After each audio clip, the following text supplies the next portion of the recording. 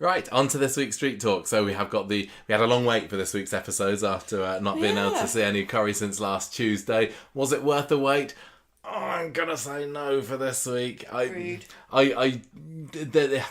It's so often the case in Coronation Street that they'll have these kind of big lead-ups to episodes, and then there's this massive spectacular, and then there's just a bit of a lull afterwards, even if it sticks with the same story. I don't think it was as bad as you're making out. I don't know whether it was me. To be honest, look, this week I still haven't quite caught up on all my sleep from last weekend. It's been hot the last few days at least. I've been tired. Maybe it has affected my view of Coronation Street, but I wasn't really on the edge of my seat for much of this week, to be honest. And yeah, I just the follow up to the Joel and Lauren story. No, it just didn't do it for me. I don't know what I was expecting, but it has just reminded me that at the end of the day, Lauren's not that likeable a character. Unfortunately, I'm still very willing to change my mind. But yeah, I didn't love it. But we will chat about that one first. The Bolton Wanderer returns, and then after that we'll move on to the Betsy story. Lots of blackmail. It was all about the blackmail this week. Everyone was being blackmailed for one reason or another. Carla, Beth, Nick, and this is Betsy working at the factory. Well, I say working at the factory. She's not really doing that much at all, which is why this storyline title is Shirk Experience. It's a very important thing to do when you work experience, isn't it? You got to learn the ways of slacking off, and Betsy's right in there. Yeah. From the off. We then had a bit more of the Lee Institute story, which had some interesting revelations about Rowan, or should we say Luke. And then we have got the toolkit story, coined by Gemma last week. But there was also a bit in there of the Brown and Out story, which is another one I came up with this week, which is all about Chesney and Gemma being evicted from number 5. We also got the return of Mason this week. I didn't come up with a storyline title for that. I'm too hot to come up with storyline titles for that, but he's got that. Dylan's working at Speed Dial, if he can be bothered to turn up for it, that is. Shirk Experience. He's also doing a bit of a Shirk Experience, isn't he? Indeed. Okay, so can I say, you say whatever you like, my darling. When Rowan leaves, we can call it Luke Out. Luke Out, yeah. Well, that's probably what we called it when Luke Britton got bumped off, didn't we? We're not above reusing a good pun. Well, I would call it Rowan into the Sunset. But either will do, I'm sure. Whatever he's doing it shirtless. Yeah, well, that's what we said when Toya reverse image searched that picture in tonight's episode. It's like, have you found a picture of Emrys Cooper with his pecs out? It's not hard to find. It's not hard to find. And who wouldn't? With those glorious pecs to display. And Nick's like, I used to look like that. What happened to me? I was in Heat magazine. I was the centrefold in Heat back in 1999. Back when I was a different man. Just like he was a different man. Right.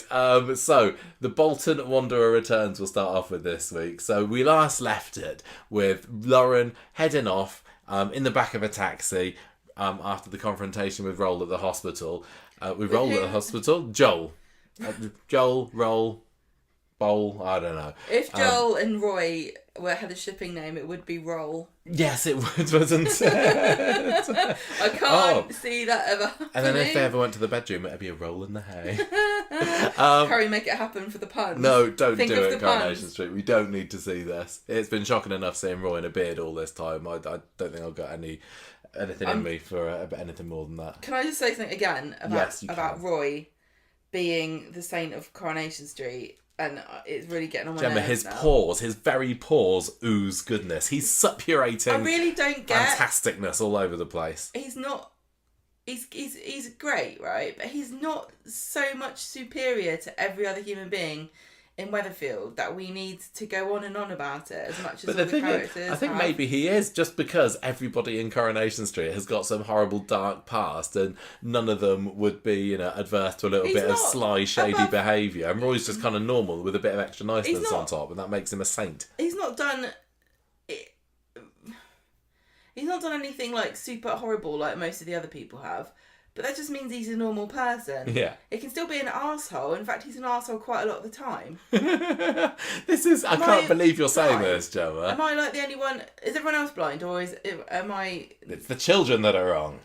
I don't understand Does anyone else feel the same way about it as me? It wouldn't bother me so much if people didn't keep going on about how great Roy was. I think maybe that's partly my They're really problem with over-egging it. it. I get that Roy is a good guy. I also get but that people Carla don't have to keep saying it. thinks that, but I don't need to hear it every 5 minutes. I know you. Oh, it's because her dad died, isn't it? And she's looking for another father figure. But yeah. what can you do? Just leave him alone. Yeah. Let him go off to cafe. Let him be good in peace. Yeah. Right, okay, so we're going all over the place. Starting off with our Bolton Wanderer returns. And it starts off with Dee Dee visiting Nina and Roy in hospital. Roy's still out cold at this point. Well, for at least the first 20 seconds of the episode, at least. Because here he is, waking up, tired, confused. Here he is, that's a good one. You said hair he is, which I think is... He was definitely hairy. I don't know, it probably had hairy ears as well. Oh, here's a question, which I don't know the answer to, because my dad has a beard. But when you're in hospital, if you're a man, do they shave you if you're clean shaven when you come in? If you're unconscious? I think if you're one of these long-term coma patients, they probably give you a bit of a up and down with a Gillette every now and then. Because surely it's... Yeah, what do they do? Like, do they give you a haircut? You're there for years? I think they do. Cut your nails? Paint your nails? Yeah. Give you a little merkin if you need one? Yeah, because, I saw a post on Reddit the other day, so somebody asked about, what about women when they have periods in hospital, if they're in comas or whatever, and do they help you out with that? And the answer is yes. Well, of course they do. I don't be like, it's not my problem.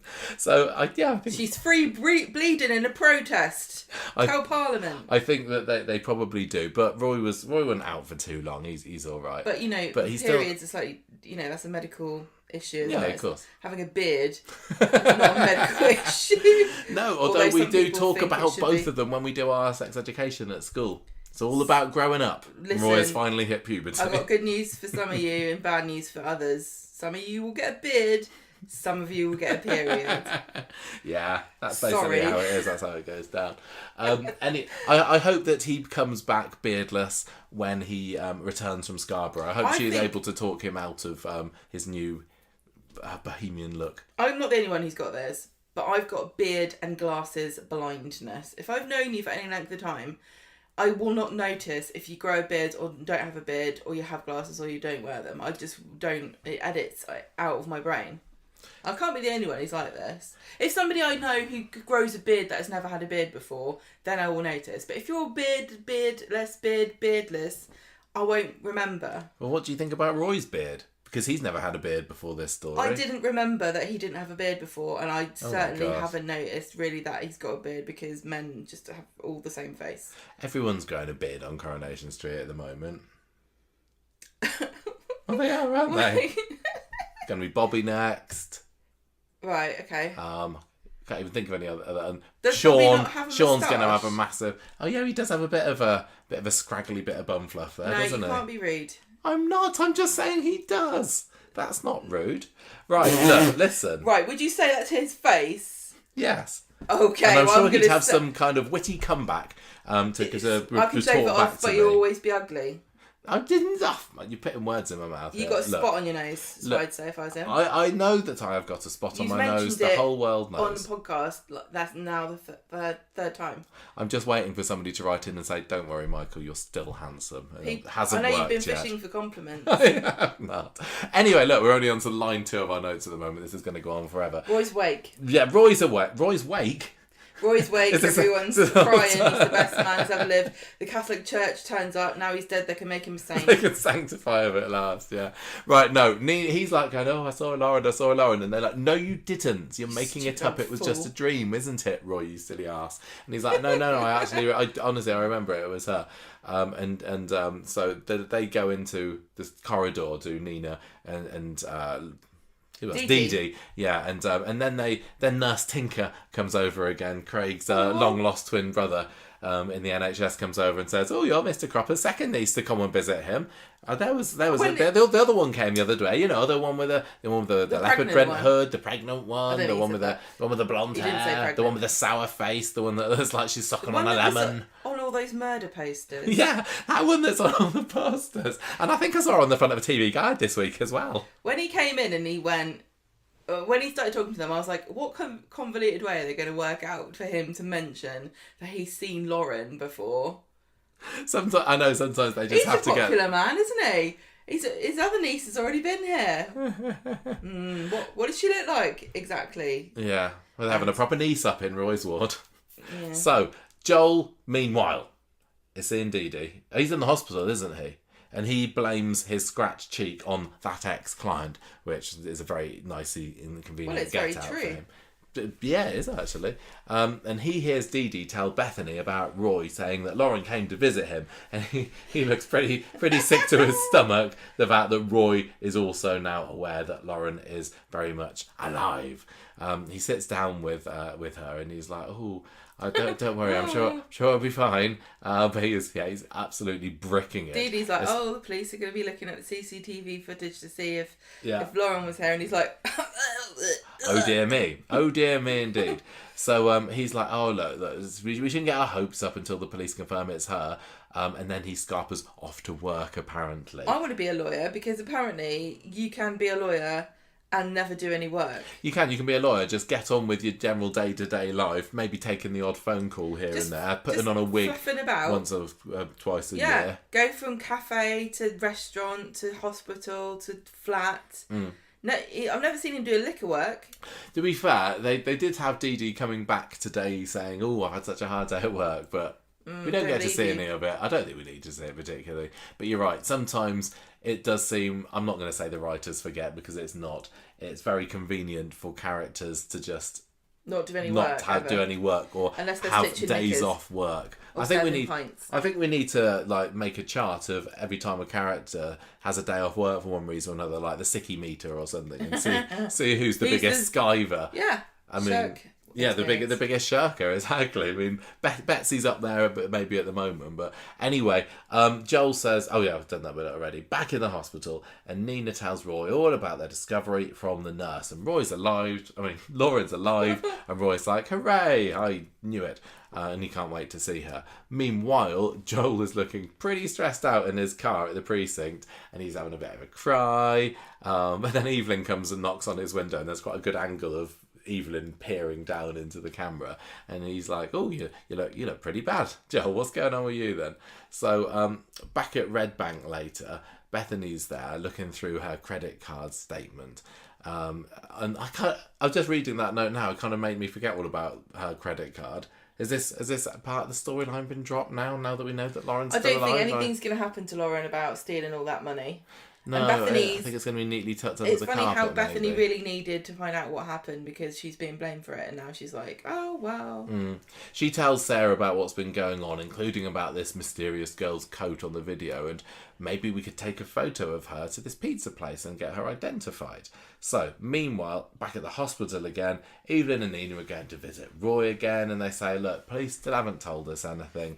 And Nina is feeling pretty peeved at the moment that Lauren didn't come and see Roy earlier, considering she's actually alive and everything. And Lauren is feeling the same as we were last week. Well, I still am, to be honest. Nina is feeling the same as we were about the fact that, considering there was a probably very high-profile murder case going on with Roy right at the heart of it, why hasn't Lauren done anything? And I think later in the week we do get an explanation of, "I was scared," or "I was sad," or something. I was really worried.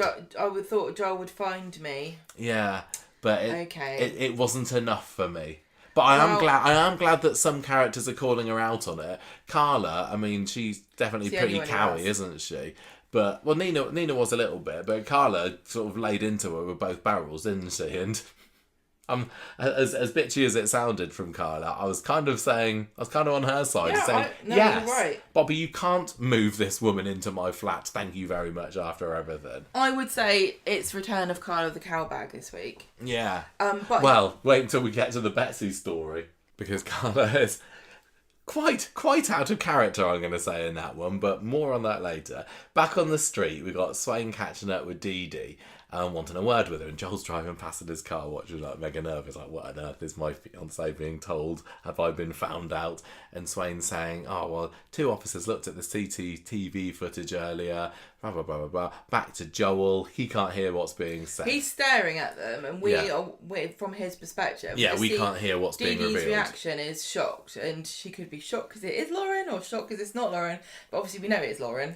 Yeah, and which is what he's told, because he's going to drive off, doesn't he? But yeah, does he think better of it? He drives past her, and then he's like, I can't get away with it. Well, at the end of this, if I drive past her without giving her a wave, so I better slow down. And Dee Dee says, "Yeah, it was Lauren. CCTV footage have confirmed. They took the picture and did a reverse image search on it, and it turns out they matched with all these wanted posters exactly." And they're like, "Oh no, we should have looked at the CCTV before now." Why did we not look at any CCTV footage for this investigation? Honestly. Anyway, so everybody knows that Lauren is back now, and over the course of the next 3 episodes, we get to see more and more people finding Lauren, and nobody seemed like really shocked enough. I think Carla's come the closest, not of necessarily being shocked, but of being mad enough. Everyone's just like happily accepted that she's back, and they're not really asking too many questions, are they? Is everyone just too polite to really dig deep into what Lauren's been up to here?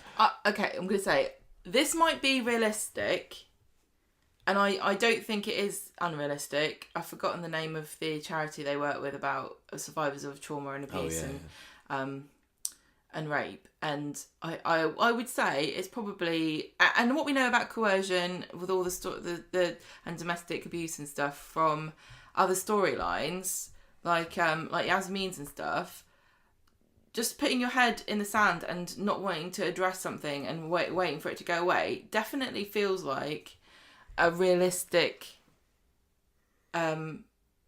reaction, and I would never want to victim blame anybody. But in terms of storytelling, it's deeply unsatisfying to have a character be the centre of a mystery that was prolonged over a long time, and we were, been there, got the T-shirt, literally. Exactly, and we were, oh, she's dead, oh no, she's alive. And they know at Corrie that the immediate question is, well, where has she been then? And nobody's really said it's because of trauma. We're just supposed to kind of like accept there's kind of, it's mental health or whatever. I feel that does a bit of a disservice to that kind of, the goal of trying to make people understand those issues. But equally, it's really unsatisfying from a story perspective. Oh, she was just really scared. Yeah. Okay. The idea of her being locked up in some basement somewhere is more appealing to me from a dramatic storytelling point of view. And give her a good get out clause. You can say all this stuff about imperfect victims and people don't react how you want to and stuff, but it doesn't feel like that's a story about this either. If it was a story about, if they wanted to tackle that and really,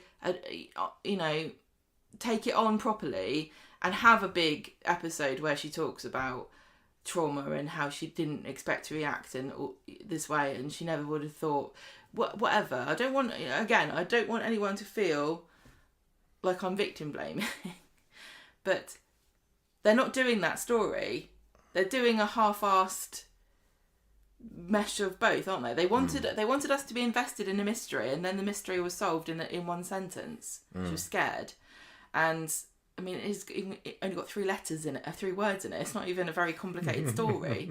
Do you see what I mean? I'm disappointed that the end of it is neither interesting nor is it informative in a way that's going to help anybody. Not that there are many women in this country that need help because they ran away from their abusive, call him partner, and then triggered a murder trial by accident. I don't know whether there's a support group for them, but I thought Coronation Street did reflect the everyday issues of northern folk. Class, northern people. Maybe I'm getting that wrong, I don't know. But yeah, exactly. I think it's just like they're seeming to want to forget about what's happened, the bit that we didn't see, and push things forward. And in some ways that's good. And how's Joel going to cover his tracks? Is Dee Dee going to find out about what's happened? but just a little bit more about the past would have been good for me. But anyway, maybe I'm just a horrible human being and unsympathetic. I don't know. I'm not like Roy. I'm definitely no Roy Cropper, because he's like, oh, I'm sure there's a very good reason about why she didn't come and rescue me from prison. And Nina's like, come on, Roy, have a bit of fire in your belly. Right, anyway, in the cafe, Dee Dee's starting to wonder, right, so is Nathan even involved in this? Why would Lauren be staying silent if Nathan's locked up? What's she got to lose? Then Sarah Lou comes in and starts joining in there, theorising as well. She's just concerned about the possibility that Nathan might get out after all this if he is not involved at all. And then she starts talking to them about this credit card theory of Bethany's and the girl in the mystery jacket that they saw in the video. So later on, Joel's having a bit of a stalk outside Red Bank until he can sneak in after a delivery man, and he crowbars his way into the flat, starts hunting around. He's got his Richard Hillmans on both hands, and he's trying to find what is he trying to find again? I can't remember. Who? Joel. What was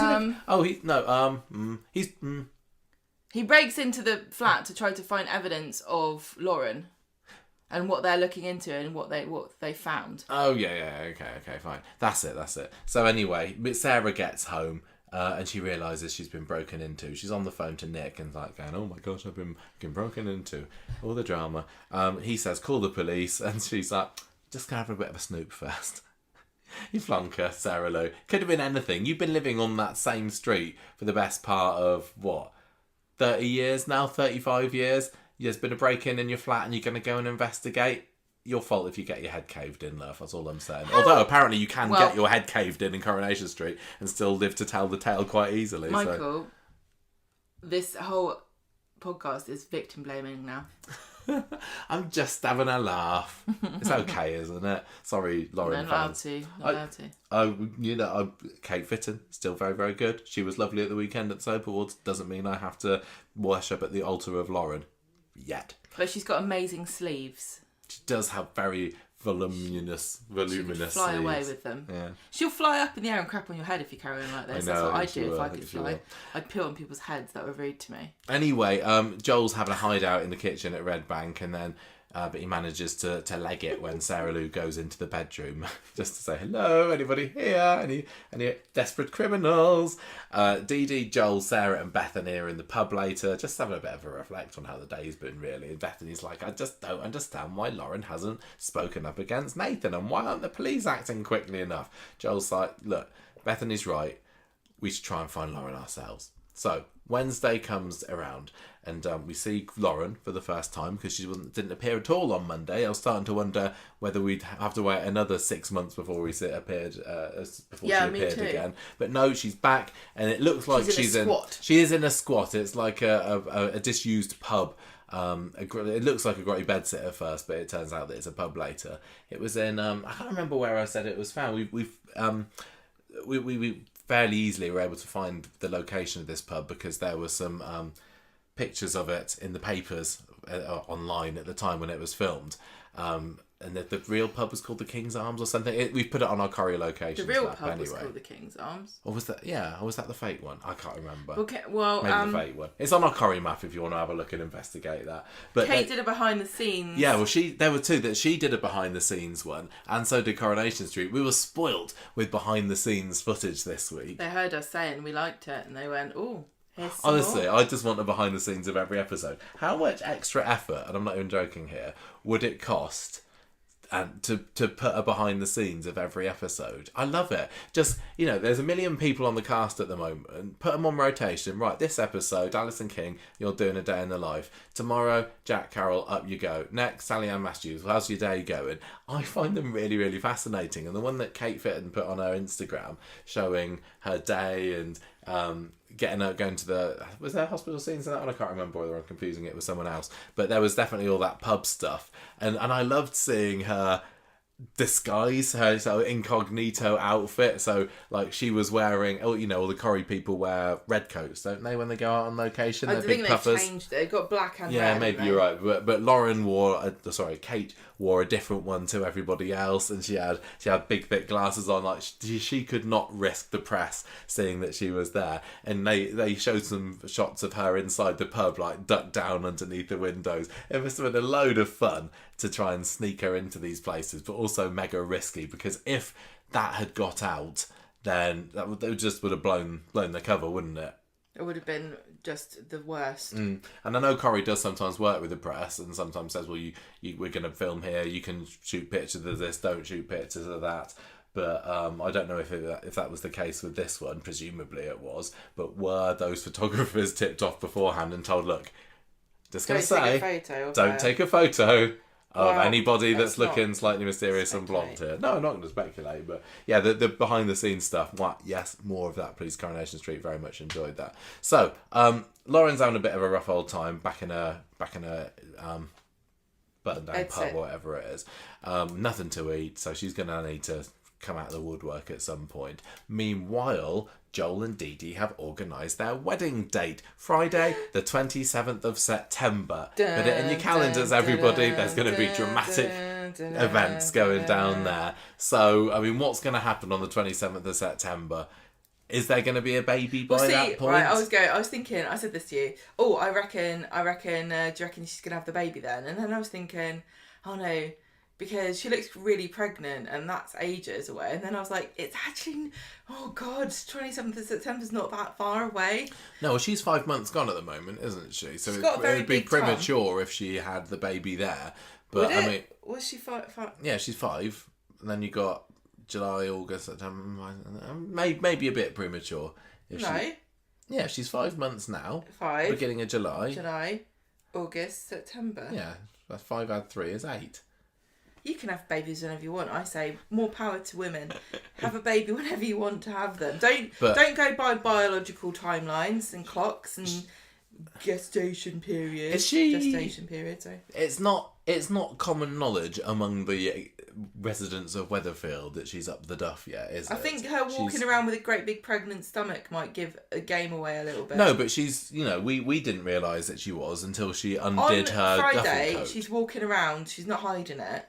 Oh, I can't remember now. I don't remember anything that happened this week. I'm just going on what my notes say. Yeah, so that's going to happen. Is this going to be Joel's exit already?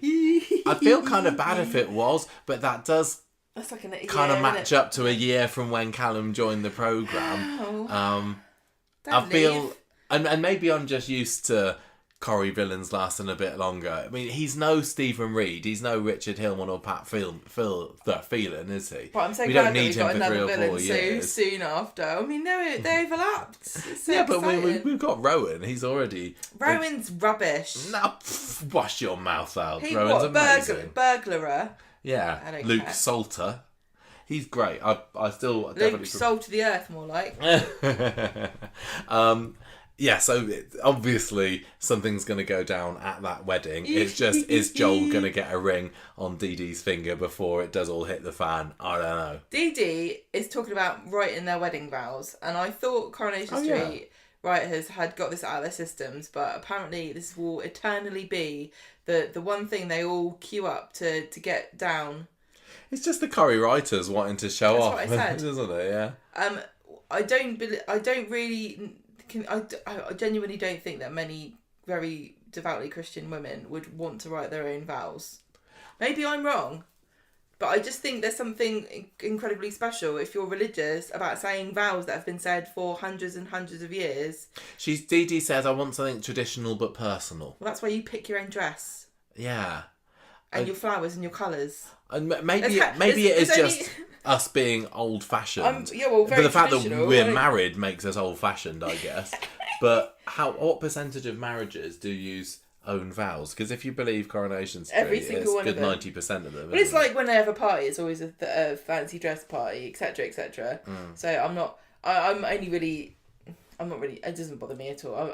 No, but it did stick out for both of us, didn't it? It only sticks out to me because it seems like a strange choice for her to make. But, I don't care if you make up your own vows. I actually, in real life, I actually would find it really fascinating to hear what you've got to say. Probably a bit too much pressure, really. How many people, like, when they're getting married, Did the significant other say, right, we're going to write their own vows? No. No one's like, I don't chat GPT. I'm not doing So it. how many weddings have been these personal vows been written by chat GPT by one half of the couple? I wonder. Not that many, year. considering it's only just happened. So do you predictions on the table right now? Obviously, are they going to get married? Yeah, I Are think they so, because I think that Joel's vows and Dee Dee's vows are going to be set to a montage of things happening completely contrary to whatever it is that they're saying. Oh, do you reckon? Well, A bit like a bit more of the unreliable narrator. well, no, Unreliable more like, vower. Yeah, just like, I promise to cherish you above all others, and then have him fondling Lauren in a flashback. I promise to hashtag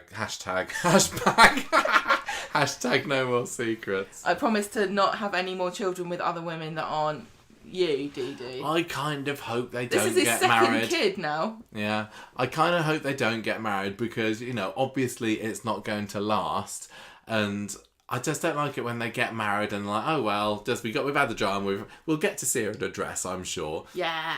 And then let's just have a quickie divorce and then it's over. I'd probably rather we had a triumphant Shelley situation and she ditches him at the altar. I think we will.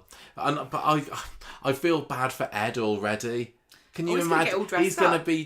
Ed's gonna be there, so proud, walking Dee Dee down the aisle. Maybe we'll get to see old what's his face, Grandad Bailey. Maybe he has to make up his own vows. I He has to do a speech. Yeah. Oh. Maybe he'll just be Ed, relieved. father of the bride speech. Do you know what? Yeah.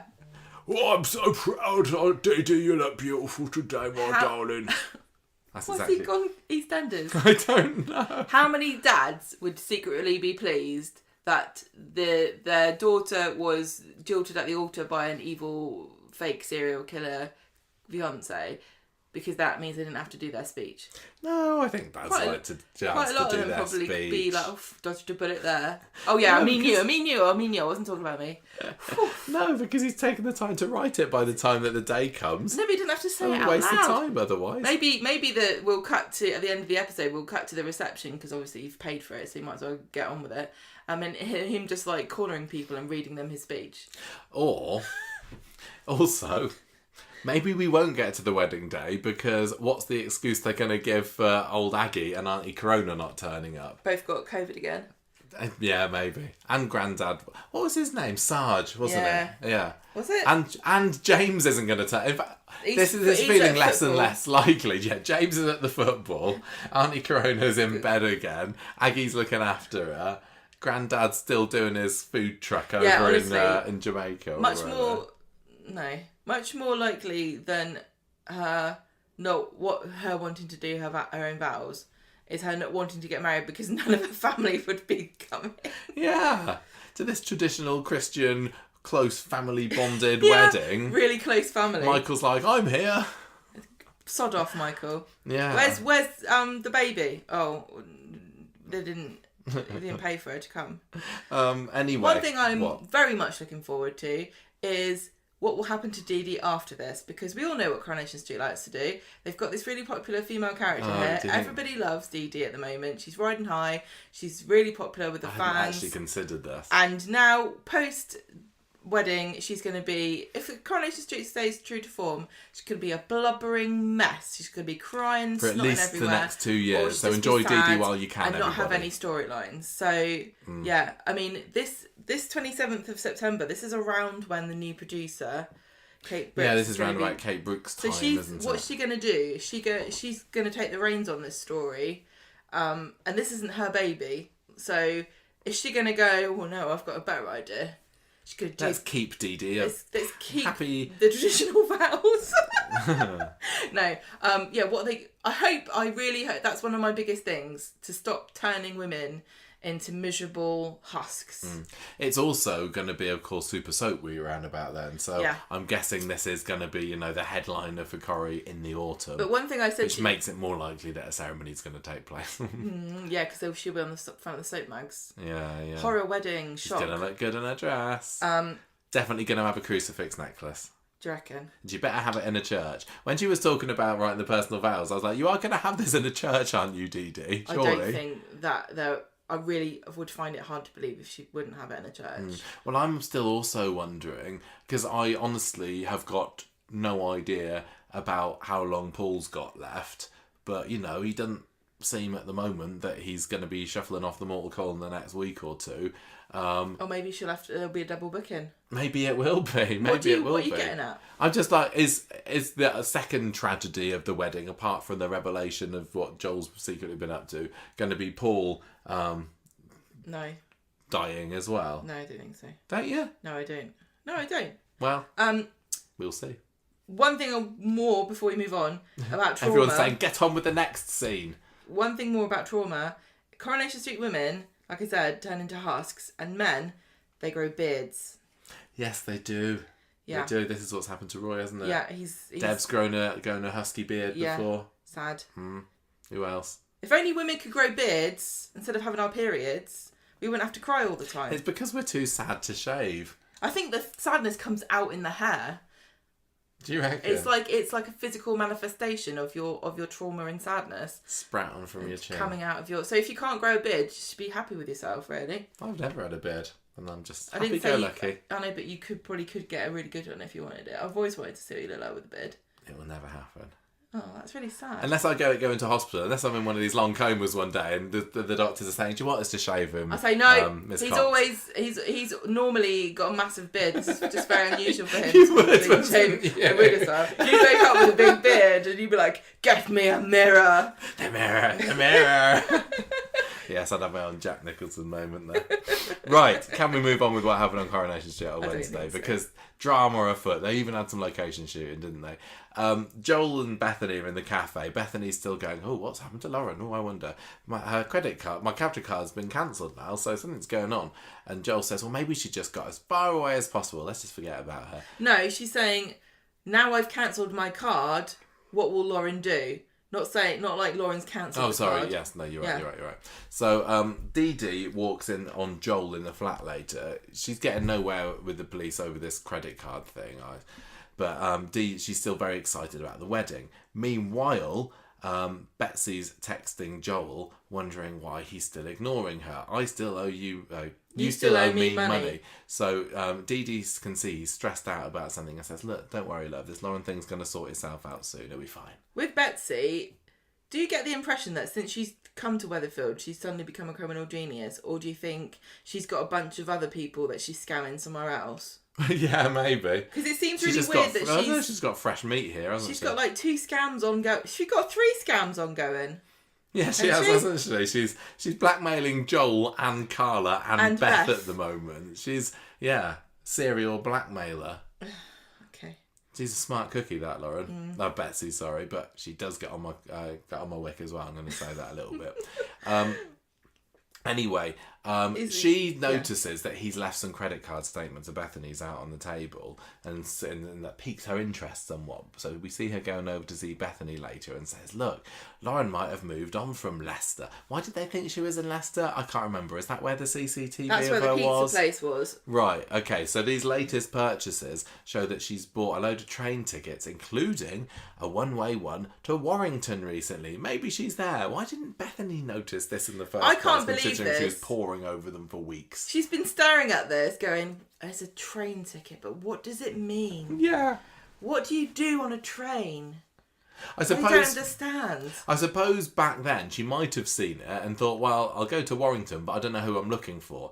This time it's like, we're going to go to Warrington. Surely we'll find Lauren within the first 20 minutes, maybe, or minute, you say, and that's exactly what happens later on, or almost. So Roy's up and about in the hospital meanwhile, hearing from Nina all about this credit card stuff and how that points to Lauren is in Leicester, because that's what they thought at the time. They head back to his ward because he's having a bit of a wander down the corridors, and he shows her the leaflets about the medication that he's been given, and that basically means, cut a long story short, he can come home. Hurrah. Unrealistic scenes in soaps. Installment 564. You never just go home from hospital without sitting around waiting for hours for the nurses to pull your cannulas out and give you your stuff from the pharmacy. Well, they just didn't want to. So the pharmacy just holds everything hostage. Well, we've had experience in our family. I've never been able to leave a hospital like without waiting for at least 3 hours for medication to come from the... Yeah. Although... I've been appendix-less for ages now. Just let me out. Let me out. And experience my new appendix-free lifestyle. It's such How's a joy. How's it going? It's a joy. Got a new lease of life. One good thing about it that I don't mind waiting is that you don't have to pay for the prescriptions when you get them from the hospital. This is true. Right, so Warrington scenes. Not actually filmed in Warrington. What? I know. But Warrington, if anyone is interested, is kind of like halfway between Manchester and Liverpool, so it's to the east of Manchester, basically. Doesn't seem like it was too far a drive away. So they go along there. How much was it on a train? And it was very much raining when they were on location, wasn't it, there in fake Warrington? And there were a few scenes where even the dialogue was a bit difficult to hear. And it's like, we're filming, we expensive location shoot, we're bloody well going to do it. Probably so they're there wandering around in their Macs and umbrellas and saying, I wonder where Lauren is. Did you say Lauren? Did you say Lauren? Says a scruffy-looking woman coming from a market stall. I know Lauren. Hang on a minute, Michael. What? It wasn't a market store, it was a soup kitchen. A scruffy woman was actually homeless. Was it? Well, I stand by it. Michael, She's still got a comb through her hair. Like, wow, this market store's giving away soup for free. But to be fair, Alan Sugar wouldn't I can see buy that. why, because there's no one else here at this market. So, but they're attracting lots of customers. It's very strange. I don't think I missed anything here, because I think we might have rewound and watched this scene again.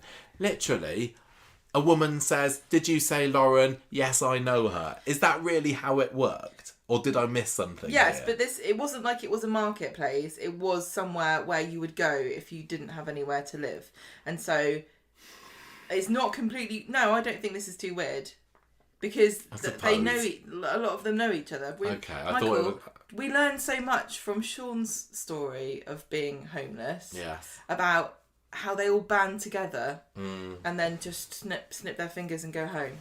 I'm just going to say it was very convenient that they were able to track her down this easily, but it moved the plot along nicely. Again, so what are we going to do? If we were in charge of this episode, it would have been 40 minutes of waiting for Roy's prescriptions to come from the pharmacy and 20 minutes of them walking around Warrington going, I don't know where we're going. Do you know where we're going? Have you seen any blonde people? And that's why they don't hire us as writers, because we want to make it too realistic. So anyway, we'd still be arguing about the vows. Yeah. She sends them in the direction of a pub. And also she drops into conversation that Lauren's up the duff as well. Oh yeah, so they do know. Of course they know. So Roy and Lena back in their flat later, in his flat, and she's telling him, look, just take it easy. Don't want to get back on the work bandwagon again. And he's like, oh, I need to message Dee Dee. I can't remember what that was about. Joel gets a phone call from Dee Dee later, and she tells him that she thinks they're on to Lauren. I think this is the scene where he's in the car with Betsy. Also, get this, Joel, you'll never guess what. Lauren's only gone and got herself pregnant. And Joel's like, oh my gosh, my secret is out. And he says, just slow down. You don't want to go and find Lauren yet. Just wait, hold your horses. You don't want to scare her off. But they're determined to go and find her. So Joel kicks Betsy out the car and guns it down the motorway towards Warrington. Roy, meanwhile, is coming downstairs, and he just attracts ne'er-do-wells and scrotes, doesn't he, does Roy? Because it was literally a couple of weeks ago, he walks out of his flat and these untoward youths come towards him and start slagging him off, and he's literally come down straight away and there's a nasty man in the cafe. Nobody in Weatherfield cared about any of the actual crimes that had taken place, like murders, rapes, kidnappings, arson. Almost everybody has been involved or known somebody who's done one of those crimes. Were they harassed by gangs of roving youths? No, never before this particular storyline. Suddenly everybody is everyone's affronted and offended. And this is another reason why I don't buy... I mean, I'm less annoyed about the idea that Lauren just didn't come forward to say that she wasn't dead when Roy was going on trial. I'm more annoyed about the fact that nobody ever saw her.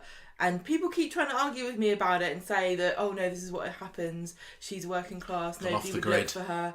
Oh, people don't care. People don't look at homeless people. Yada, yada, yada.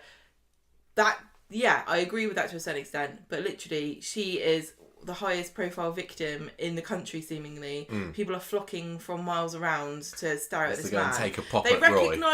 They recognise on sight the man who supposedly done the crime, but they don't recognise on sight the woman that's supposedly the victim. That makes no sense whatsoever to me, and you're never going to be able to convince me anything different. I'm really sorry. And the very fact that this woman is like, oh yeah, Lauren, I know her, she's up the dust, she's down in that pub. Have you not got eyes to look at posters? So it's the budget of Weatherville Police Station. It's like we've got 50 posters for missing Lauren Bolton. Where should we put them? Weatherfield. What about anywhere else? No, we've only got 50. We can't afford to print any more out. We're not giving them to anybody else. But you're right, it would have been in the papers. They would have looked on the CCTV. She's been on planes. She's been on buses. She's been on trains. She's been on coaches. Those things have CCTV. I know she had her hood up, but it's not magic.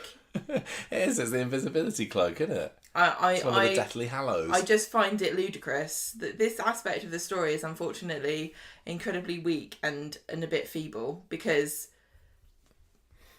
you would have been seen. She wasn't hiding herself. She went to takeaways. She's been to takeaways. She's been on coaches. She's just forget it. Don't even try to tell me that nobody saw her. She also doesn't seem to be doing a whole lot to conceal her appearance. She hasn't dyed her bloody hair. She could have dyed literally. Doing her eyebrows. Coronation Street could have made her dye her hair. They could have given her a wig and said nobody was looking for her because she had brown hair, and that might have shut me up. And I bet you are wishing, if you're listening to from Grow, that you would have just done that, because I'm not going to ever let this go. This is dumb. It's insulting.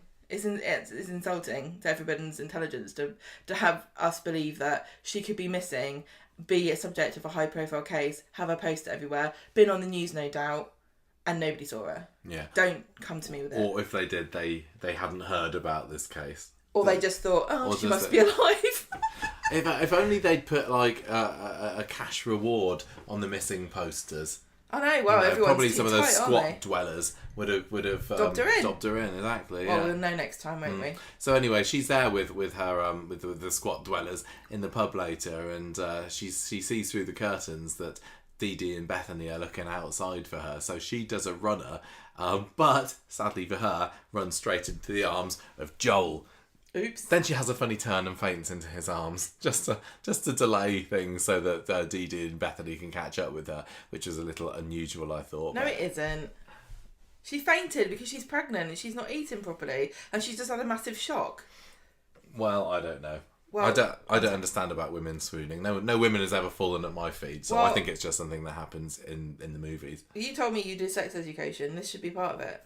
Oh, just remember, girls, if you get pregnant and you run around and you meet up with somebody who's been abusing you and you're being chased by a lawyer and a journalist, you might faint. Yeah. So always have a hood up to cushion the blow of your head. Not that it matters, because apparently women have titanium skulls. Well, maybe she can join the Weatherfield Fainters Society alongside Summer, and she can get herself a new friend for life. Can you imagine? I'd be up in the ante at that meeting. It'll be face down in her tea, drowning.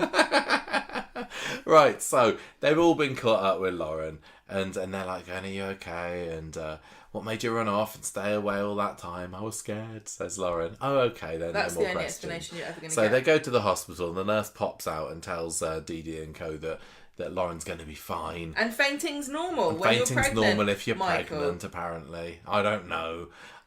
Doubly so if you're a blonde soap character, of course. You're barely conscious. Yeah, and Joel says, "Right, ladies, go and get coffee. I'm just going to go and sneak in and see Lauren, right?" Roy, meanwhile, has heard about Lauren and everything that's been going on, and he's like, "I'm going to go and see her," and Nina's like, "Oh, I don't think that's a good idea. Why don't you go and stay with Kathy in Scarborough for a bit? You've been on telly loads recently, Roy, haven't you? What do you think that it's a good idea that Roy interacts with Lauren at this juncture?" Why? Why wouldn't he? Well, no, like Nina's saying don't get yourself involved with her. Roy wants to. But Roy's got a big heart. And he cares about people, and he's lovely. Anyway, Lauren is there in the hospital talking to the nurse about, "Oh, what a tough life I've had. I've been having to move around a lot recently. Really messed up." But then the nurse is called away, and as soon as the coast is clear, in slides Joel and tries to get himself out of this mess he's found himself into. Basically saying, he tries to just ingratiate himself to her, doesn't he? And trying to make her feel sorry for him by saying, look, if this all comes out, I'm going to go to prison. I don't want to go to prison. What good's that going to do for you or for your baby? And then... when the police come later, and I hear they're on the way right now, you need to lie to them and say that it was Nathan Curtis who attacked you, right? And then he explains who he is and who Nathan is. Just to remind you, I'm Joel. I still think that with a bit of intensive grilling from the police, there might be some questions about Nathan that Lauren wouldn't know the answer to. I would love Swain to just hold up a picture of like a random man and go, this name, Nathan Curtis. And she'd be like, yeah, that's the guy. Yeah, that's all it needs to do. She's got no idea what he even looks like. Yeah. Now, I thought this was good. I believe this. I found this very believable, that Joel wasn't able to manipulate her into not saying anything because Lauren just wants this all to go away. And as far as she's concerned, nothing good is going to come out of it. And really, if you think about it from her perspective, nothing good's going to come out of her saying, Joel did this to me. She's going to hurt Dee Dee. She's going to hurt everyone. Well, I don't know. But she's not going to get anything. She's not like she's going to get a flat out of it. She's not. That's what she thinks, you know? But doesn't she want Joel out of her life at the No, moment? because he's given her stuff. He's the father of the baby. He's never going to be out of her life. Yeah. I guess that not telling the police is Lauren's MO throughout this story. So she's saying, I'm going to leave. You're nothing to do with the baby. But, you know, practically speaking, he's always going to be the dad. Yeah. But, no, because she's thinking I can get... And she says later on to him, I'm cleverer now. I know more about what to do. Like, she thinks she's got the upper hand here. And she has in a way... So I totally buy this. Thing's a bit more complicated than just tell the police all the time. And it does keep the plot going along. Yeah, of course. The Convenience sake. The cliffhanger on Wednesday was Swain turning up. Basically, he's given her this story, say that Nathan met you on Ovid's and stuff. And but then when Swain comes, he has to make a hasty exit with his patented put his hand next to his face technique that works so well at the hospital. That's how Lauren avoided being spied all this time. Yeah, she just walked around with her hand up next to her face. She learnt it from him. Yeah. Aww. And then, so Swain turns up and she's like, I'm here to get some answers about what happened to you. And that was the cliffhanger that we were left with on Wednesday. Is Lauren going to blab and dob Joel in? I didn't think that she would. And right, she didn't. Because Friday's episode is straight back to the action. And she said, it was Nathan Curtis. He found me on Ovid's. I don't want to press charges. That was the other thing, isn't it? Joel told Lauren that she wanted to drop it now. So does this mean exactly would work? I don't think it works that way either. I mean, Swain said, "Look, we can't press through this without your cooperation." So is this going to mean that Nathan will come out? Yeah. And then he'll go, why are you telling me? Yes, I hope Nathan does come out. I'd quite like to see him again. I want him to come and attack Lauren for lying about him. No, I mean not because I'm evil, but for plot purposes. For drama. The drama. But yeah, Swain's saying we can't progress of a conviction without your evidence, which is, to all intents and purposes, true. It's not exactly the same thing as you don't get to choose whether you press charges or not, I don't think. Yeah, I don't know. But they couldn't prove it. It couldn't prove who did it without her saying. I don't know how quickly Nathan could get released because of this. Well, but, I mean, if it's in Weatherfield terms, exactly. I mean, we could be seeing him strolling down the cobbles next week, as far as we know. Maybe it'd be quite good if maybe Joel will bump off Nathan. Brilliant. He could. I want him to be a killer.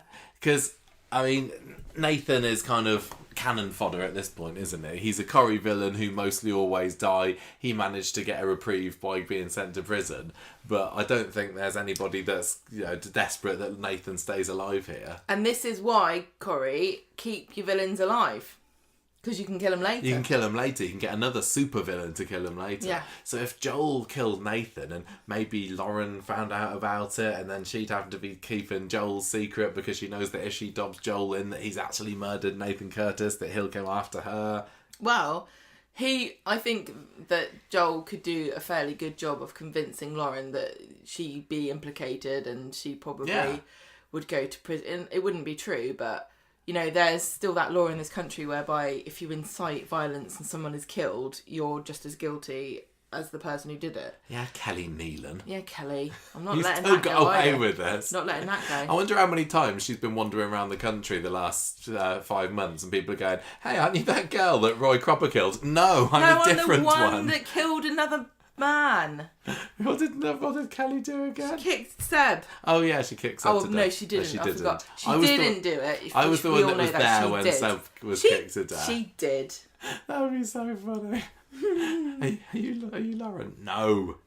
No. Are you Ruby Sunday? No. Are you the one that's blackmailing Carla, Beth? No, I'm the other Corrie Blonde. Can't you tell us apart? Are you We're all Catherine completely Kelly? No! I wish. We all wish we were Catherine Kelly. That does make a good point, that the number of young, beautiful blondes in Coronation Street, I don't know. That doesn't seem to be that many in real life, or none of them come near me anyway. How dare you, Michael? There are very many beautiful blonde women in Manchester, I'll have you know. Okay, fine. Oh, that's true. I suppose we did see a few, didn't we? Right. Anyway, they're all scallywags, though. Yes. So Swain leaves the hospital disappointed that Lauren has confirmed what Joel wanted her to say, that Nathan was the one who found her on ovids and attacked her, and that she doesn't want to press charges. So she buggers off. But she says, Lauren, here's my card. You can phone me whenever you want. But Lauren probably has Joel flashbacks there as well.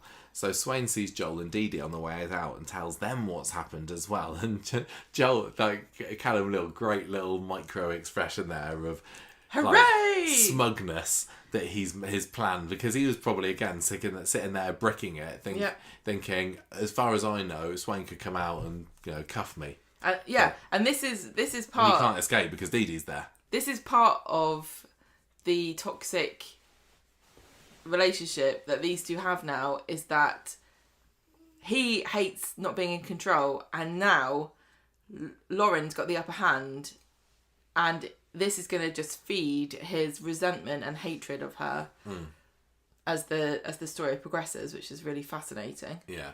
So Dee Dee goes off and takes another phone call, and then Joel gives this massive sigh of relief. He's got away with it for now. So he goes and talks to Lauren again. Yes, they concoct this plan to ship her off to Ireland so she can start a new life. Yeah, with Alia. Yeah, maybe. Ollie's like, I can be your lawyer. I know all of the laws in Ireland. I know you. Aren't you Kelly Nealon? No, I'm Lauren Poulton. I'm the racist one. Oh, yeah, I'm the one that was working with Max, your mortal enemy. I'm the one that helped them blow up the van that nearly killed you. Driving. Do you remember me now? Oh yes. Oh yeah. Right. I knew you rang a bell. This was the long game for sending Alia to Ireland, wasn't it? Right. So. He says, look, I'll get you over there, but for now you're just going to have to settle with being put up in a hotel. Probably not the Midland, but somewhere. It looked pretty nice. But it wasn't a hotel in the end we went, was it? She was in a hotel overnight. Oh, yes, you're right. This Fridays was weird because it took place over 2 days. Yeah, it did, but it wasn't our little minds. It wasn't mega obvious. The first scene of that second day was her lying there on the top of the bed, but it could have been the same day. Yeah, because she wasn't in the bed. Yeah. It didn't look like she'd gone. She didn't look like she'd gone to bed. It looks like she was just going, hotels. Ooh. Yeah, like we all do. Yeah, you all roll around on the bed, don't you? Hotel room. Yeah. Well, I know for a fact that's what Joel and Dee Dee do. They only roll around on the top of the covers. Oh yeah, well that was later on in the episode, wasn't it? When Dee Dee thinks that she's got a bit of time for. Oh, we've got this flat all to ourselves. What are you going to do, Dee Dee? Sit in separate bedrooms and text each other kissy faces. Well, maybe they've just got really raunchy sexting going on between them. You never know. Yeah, I know, but you don't have to be in one room for that. No, I know, but maybe they jump. Maybe she likes jumping on beds. Maybe she does. Yeah. Anyway, we're skipping ahead again. Yeah, so they're going to send her off to Ireland. But so the plan's all set in stone-ish. And he just needs to figure out the fine details. And then Bobby and Max come for a visit. And just happy to see her, really. I couldn't believe this. Not kind of bottled over, oh my gosh, and I rushed to give her a hug. It was just like, all right, Lauren, how you doing there? And Bobby still thinks he's got a chance. I know. She turns up from the dead with a baby and he's like, maybe if I'm nice to her, maybe she'll be my girlfriend. Well, he barely gets a word in edgeways during the conversation. It's mostly Max, and Bobby's just looking there a bit awkwardly sitting next to Max and Bobby both have the attitude like you would be if somebody... I can't even think of any kind of comparison here. It's like, oh, you accidentally caused a worldwide Microsoft outage for the day. What have you done? It was. It was like, literally, it was just like, what shenanigans have you been up to, lady? Bobby even has the line, some people even thought you were dead. No, Bobby, no. It wasn't some people even thought you were dead. It was some people even thought you were dead. So much so to the extent that they put a man on trial for murder and he was nearly killed in prison. Yeah. It wasn't even just like some. It's like bit, some Bobby. people think that the moon is made of cheese. It's not like that. It's not like a harmless, funny thing that some people, like a conspiracy theory that people were telling each other in the pub. There was a concerted effort by the government that really thought you were dead. That they prosecuted a man and there's another man in prison for killing you now. Some people even thought you were dead. Yeah. Unfortunately, they were all in charge. Yeah, Nathan's that line was one of the worst lines I've heard in Coronation Street for a while. We both kind of looked at each other when he said that. Coronation Street all this week has been like gaslighting us and trying to pretend that this isn't really a big deal and that it's totally fine that Lauren did this and nobody saw her. And she just showed up and is slotting nicely back into everybody. life. Every so often somebody will say, I can't believe she did this. And that's supposed to be enough for us to just let it go. Like, oh yeah, they are acknowledging it on the screen that this is a bit weird. No, it's not enough for me. I'm sorry, this is silly. I'll tell you who doesn't hold I still love this story though. I still love this story and I still love You just Joel. enjoyed doing your nitpicking. Yeah, nitpicking. Roy forgives her. A lot. Roy is the best of men. He understands. He's the best of men, yeah. Yeah. He's like, you've clearly been a victim in all of this, and she gives him a big hug. First she's like, oh, don't be so nice to me, but they end up having a hug and fine, whatever. Despite the fact that Roy was, really quite narked off the fact that he had to be confined to his own flat and he was being attacked and verbally abused and everything, Yeah, he was really upset about it and he was getting angry. Okay. But, whatever. I mean, it's not wrong to say that she was a victim in this. But I just thought that... she was hit on the head. Yeah, exactly. So I don't want to be victim blaming. If only they'd said she had forgotten what happened for months.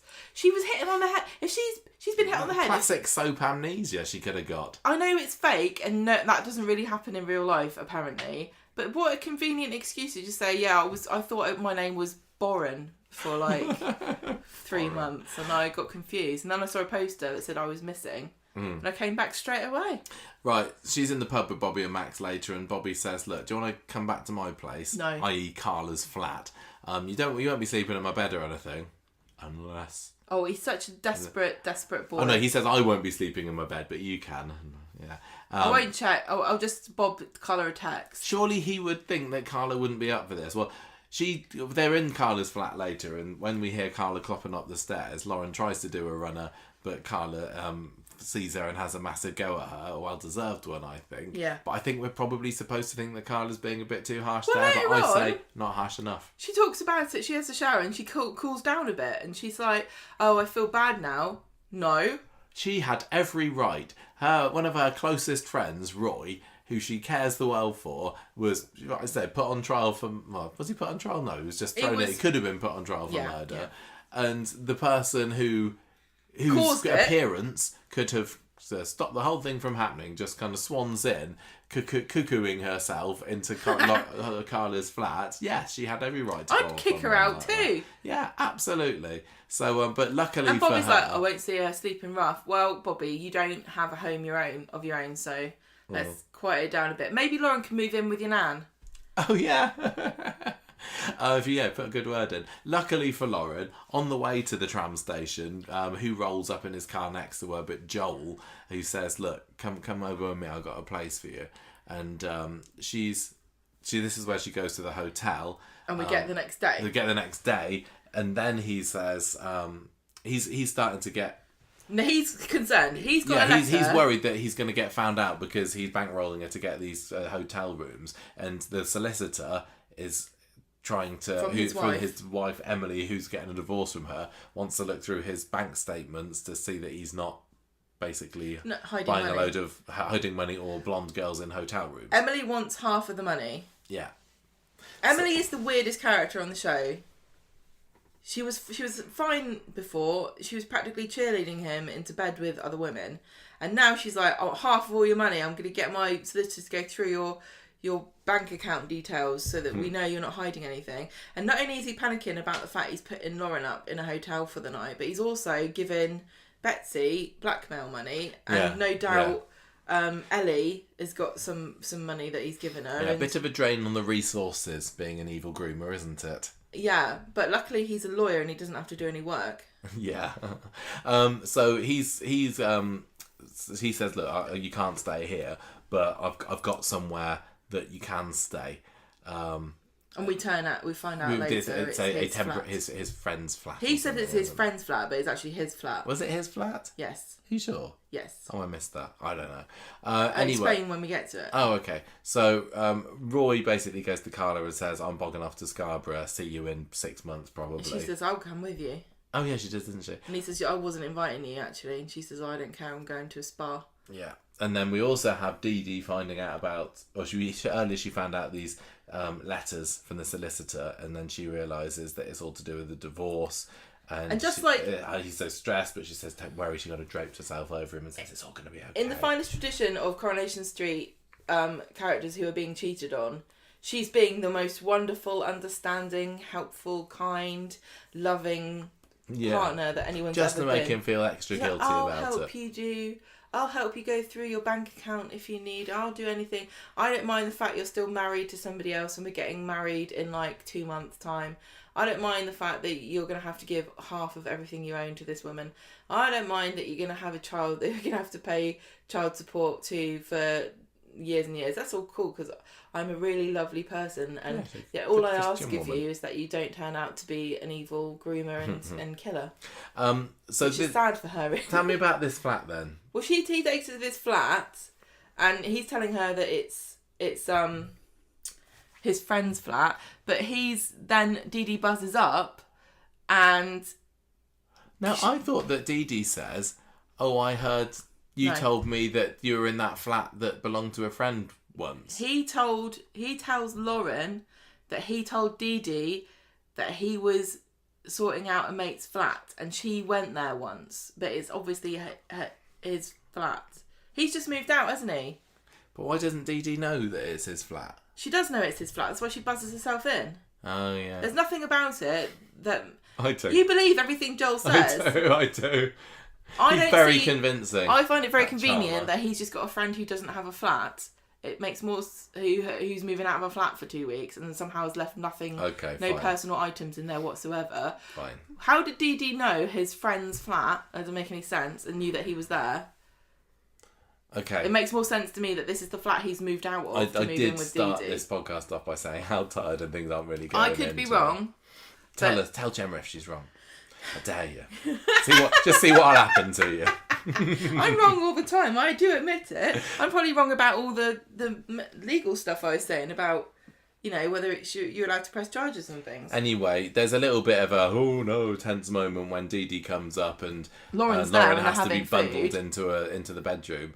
And but Dee Dee obviously doesn't see her there because that would be revealing it far too soon. She's fine. And she says, "Oh, where do we go in the bedroom?" And Joel's like, "No, of course there are things that they could do in the bedroom. We do know." Maybe that's where he stores his collection of board games. That don't involve them breaking their vows of chastity. But I just want to point out that I don't know if Coronation Street knows that, because every single time anyone ever gets together, they immediately start shagging and then having babies.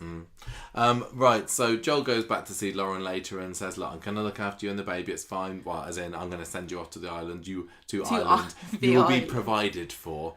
And he's even bought her a plane ticket to Ireland on August the 12th. So we have got 3 weeks, aka one filming block in Coronation Street terms. Or is it a filming block 2 weeks, actually, in order for him to sort her out. Because she said earlier on the episode, I found out online that you can send emails, like delay sending them, schedule send them, and I've sent one to Swain that's going to pop up in her inbox in a month's time, so you better get cracking on getting me out of the country. Yeah, to say that what you've done to me and that you tried to kill me and that it's your baby. I think she should have said, I bumped into this lad called Sam just outside, and he explained to me about this thing where you can send emails later in the future. First of all, he was banging on about reverse image search, and that wasn't relevant. I don't need that, but what I do need is to be able to have some kind of hold over you.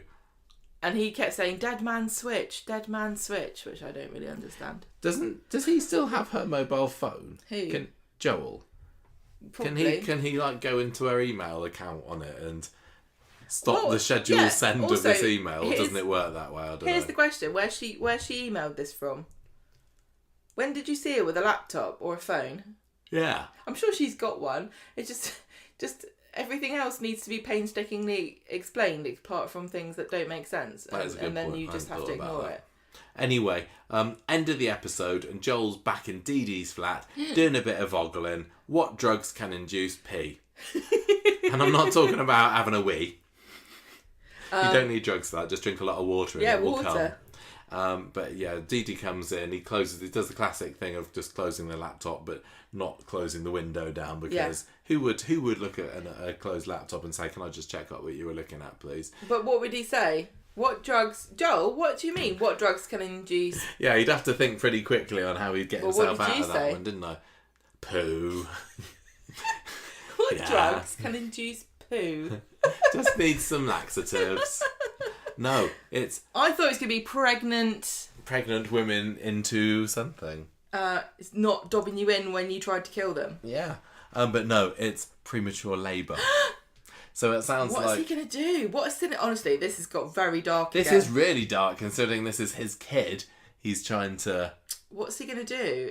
I mean, he's clearly... I mean, are we going to get dark with it? It really feels like... No, it doesn't make any sense. If he wants to get rid of the child, he could just kill her and the child, and murder them both. Yeah, but he's not a killer, is he? Yeah, but what's he doing with the baby? Why does he want the baby to come out? What's he going to do with it? He doesn't want this hold over her, for one thing. Yeah, but Michael, what difference does it make whether she has it when it's due or it comes out earlier? What's the benefit to him? He just doesn't want there to be a baby running around. Yeah, but that's not the same. Are you saying that he wants to kill it? Yes. That's what I'm saying. Yeah. What is his plan? Seems to be. Why would he want to kill it?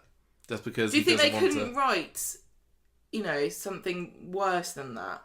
Because premature labour doesn't necessarily kill the baby. If she gets medical treatment, there's a chance the baby could be saved. But I can't think of a reason why he's writing that. Unless he's gonna... What's he gonna do? Dump her somewhere and take the baby and do what with it? That's what I mean. What is he gonna do with this baby? Why does he not want to... Why is he not written in induce abortion, in late term abortion or something? Is it because it's too unsavoury to type on the screen? I don't know. I wonder. I wonder what does everyone else think? That really threw me for a loop because it's such an indirect. Or does he kind of induce this and then hope that Lauren is going to be so, filled with grief that she's like, Joel, I can't grief go to Ireland. Grief about what? The baby dying? Yeah. Okay. I can't go through with this, Joel. You need to. I can't go to Ireland. You got to look after me, or no. But that's not my point though.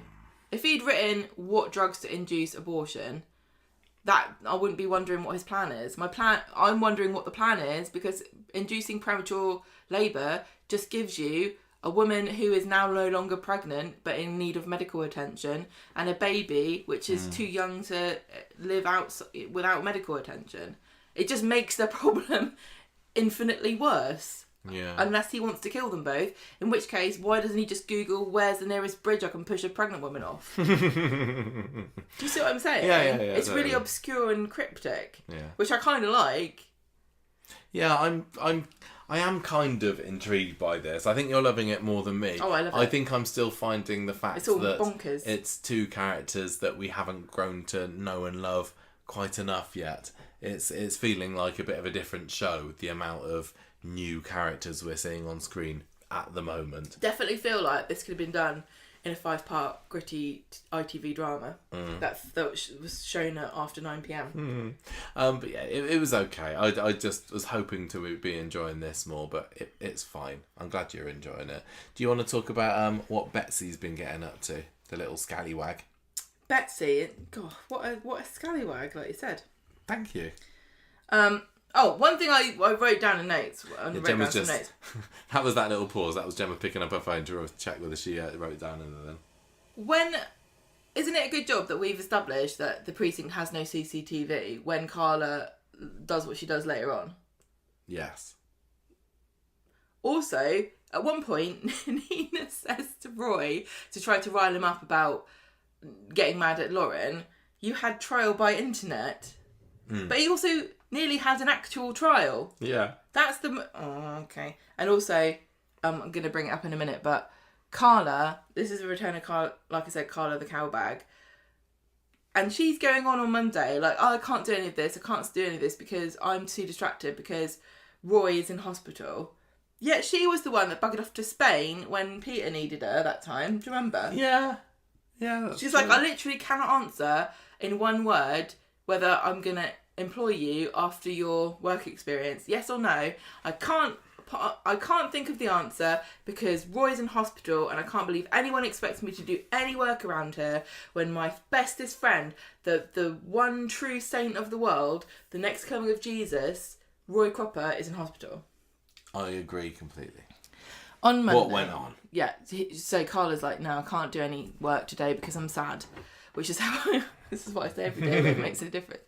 Later on, Fizz tells Carla that Betsy's gone to the precinct, and Carla can't believe this, but she picks up the work that Betsy has done, and she's really impressed by it because turns out she's quite the seamstress. Yeah, is young Betsy. She's the best seamstress in the world. Dee Dee's the best lawyer in the world. Roy's the nicest man in the world, and Carla's the biggest boss hit and run driver in the world. Honestly, what was going on there? Right, so Carla gets in the car and she's looking for Betsy, and who's just standing there in the open a minute later. She gets confronted by these bullies from last week who's going on about Roy being a perv. They're the ones that uploaded the video to the internet. But to be honest, it's a good job they did, isn't it? Because if they hadn't uploaded that video to the internet, Lauren would still be slumming it in that pub somewhere. She should be thanking them. They're thanking them for getting down Lauren on out her of the knees woodwork. and kissing their feet. Roy is now completely in the clear. He said, one of them says, it's a shame he didn't croak, which I think is a shameful disregard of the fact that Roy's surname is Cropper. She fumes off as they taunt her. And she gets in the car and she sees one of these oiks cycling past her, and she doors him. He falls on the floor. Betsy's watching.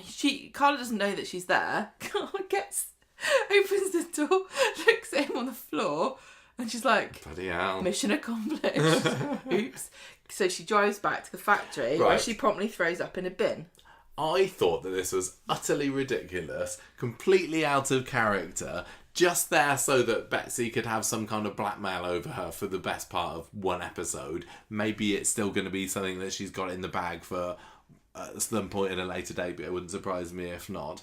Would Carla really, really do that? It's just like she took leave of her senses, became a completely different character just to create this accident going on, which, by the way, seems to be the new traffic accident hotspot of Weatherfield after poor Elijah got hit there.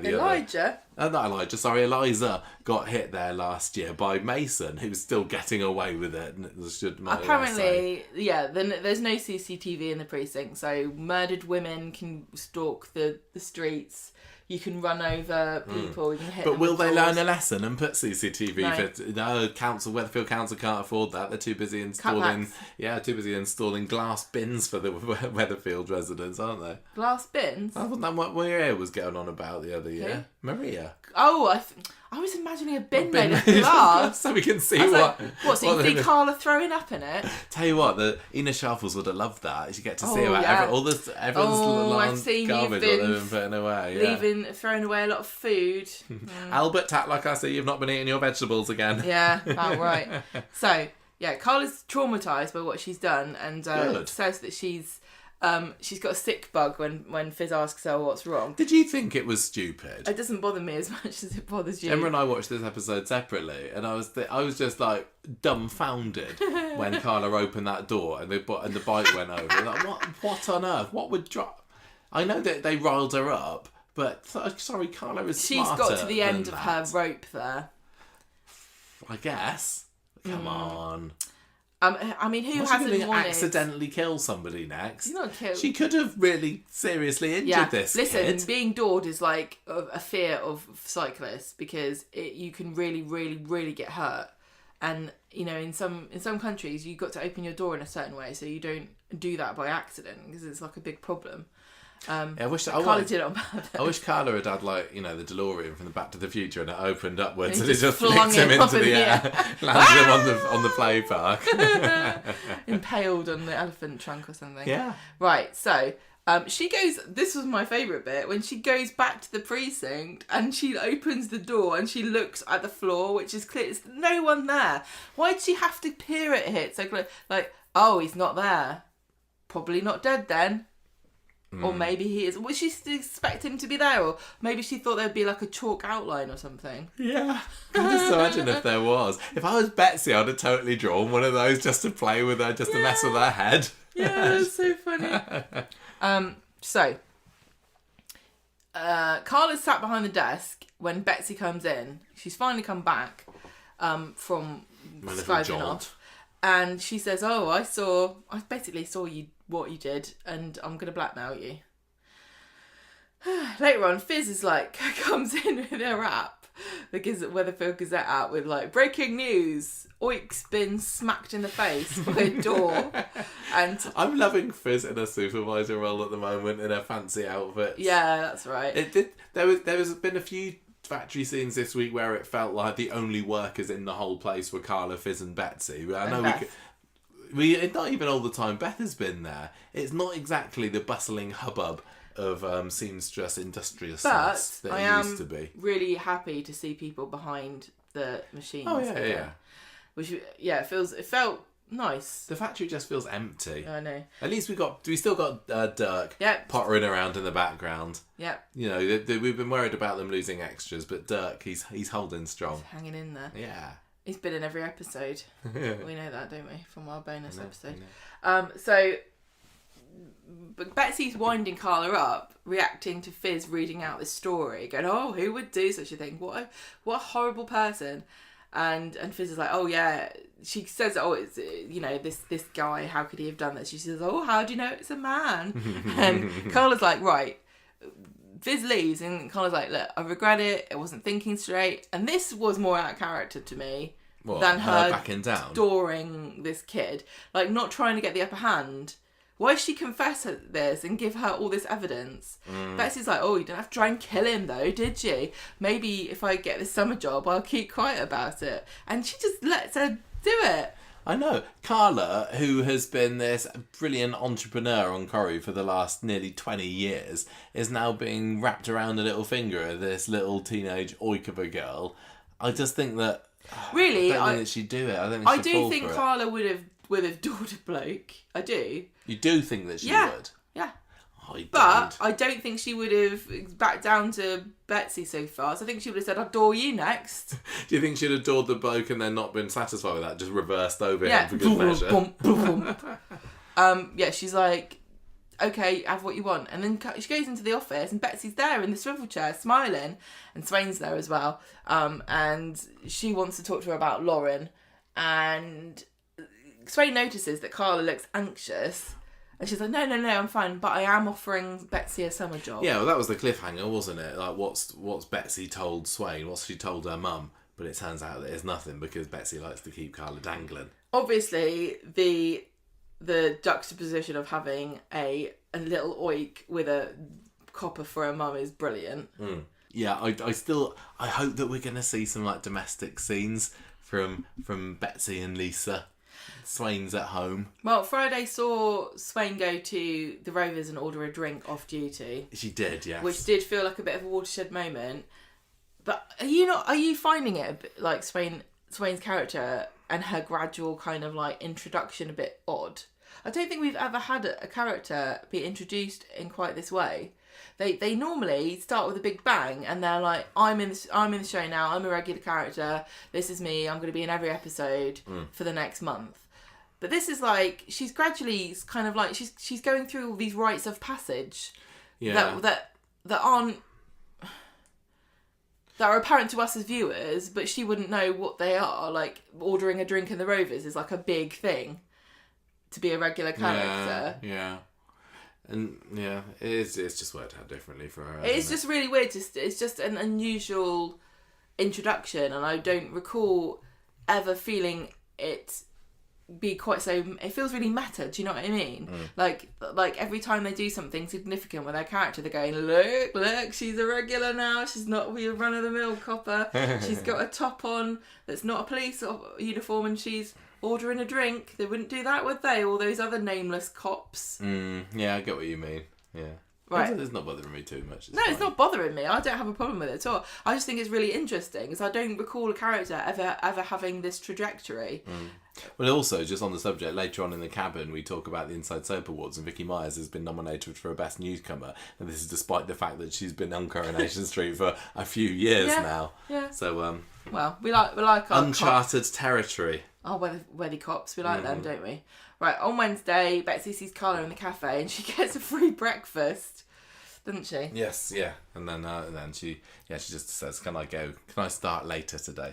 She wrangles a late start to the day. Yeah, and then she wants an early dart for lunch because she spilled water on her phone and she wants to get it sorted out.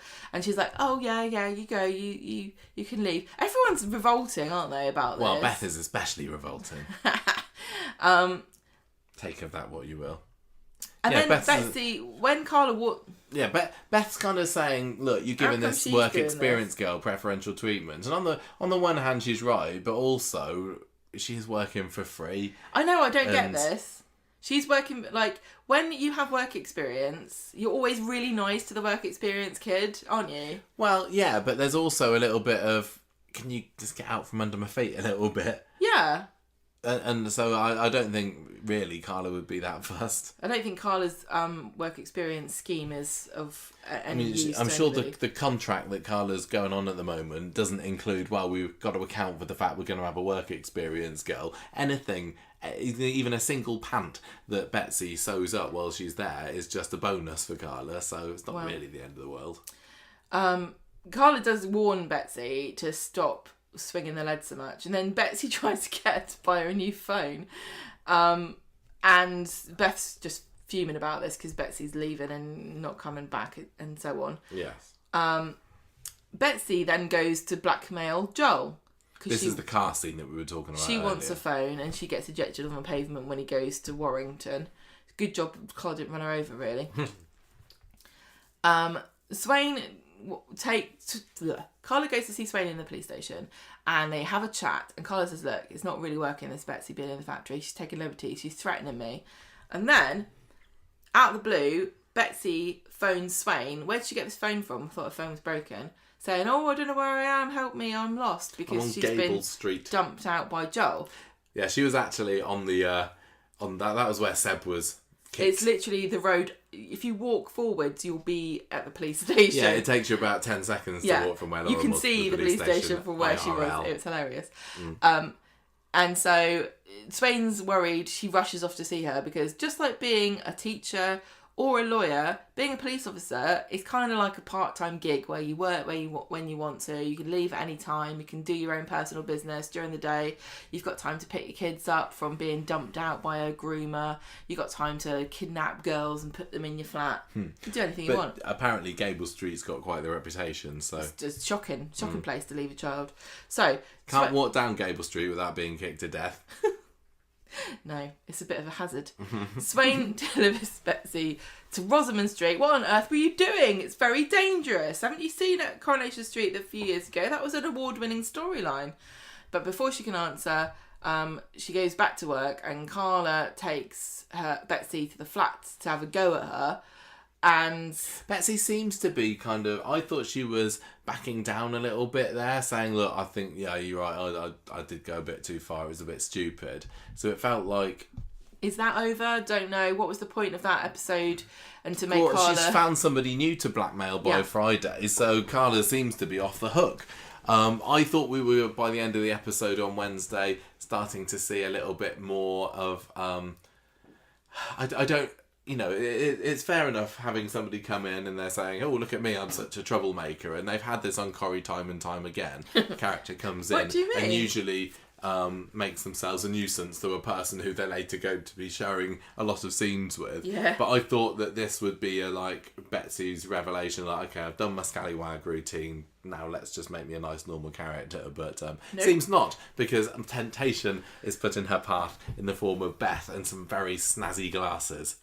Oh God, yeah. She got a proper pair of horn rims, hasn't she? I saw that around her neck earlier and I was like, is that just a really strange necklace? I think we've seen her with those glasses before. They're brilliant. Yeah, she's got a really... She rocks those fun glasses. Fashion sense, Beth does. Yeah. She's like Janine Melnitz. She is. So Betsy sees Beth letting herself into the factory later. She follows her in and Beth is hunched over the machine with a headlamp on. And Betsy confronts her and Beth turns the strobe light on as kind of like an intimidation tactic. It doesn't work. And she's like, excuse me, I've got my own brand new storyline here. What do you want? Yeah. Well, Betsy knows what she's doing is... counterfeiting t-shirts. Yeah. But so then, like I said, there's a weird thing going on with the episode bridging, the day bridging Wednesdays and Fridays. So... yeah, Friday starts partway through the same day, with Beth saying, no, I'm just doing work for Carla after hours. Betsy's like, I don't believe you. And so Beth says, I'm just sewing labels onto t-shirts to get a bit of money. And Betsy says, I want 50-50, go in 50-50. And you can tell she's young and inexperienced because you're supposed to blackmail them for money for free. But she does half the work. Get Beth doing all the work and still go for 50-50, otherwise you're going to dob her in. When she says, I want in 50-50, I'll do half the work and get half the money. That's generally the way things work, Yeah, that's just work. Yeah, so... and they're just going to be sewing extra t-shirts, so they will get extra profit here. Yeah, they're sewing labels of... yeah, to make brands things look fake. Real. They're sewing in all the mule faces, aren't they? Yeah, that's right. Who would pay £100 for a mule face t-shirt? You can get one for £5 from Kirk in the pub. So, Carla's off to Scarborough for a few days, and Beth and Betsy are just brilliant. I think that's brilliant because they can get on with the counterfeiting. And then we also get Swain, like I said, doing the rite of passage, getting herself a drink from the Rovers. And she finds out from Sean that Betsy, aka the new girl that he doesn't know she's related to, is getting a few people's backs up at the factory. Yes. I just love that even though she's off duty, Swain's still grilling people. I enjoyed the reminder that Sean has got 2 jobs at the moment. Yes. He's in 2 places at once. Not any better off than he was. How's your what are your thoughts on Betsy and Beth's new counterfeit operation? They make a good pair up? I like somebody matching Betsy's energy. I don't like people being blackmailed and being helpless, especially people like Carla.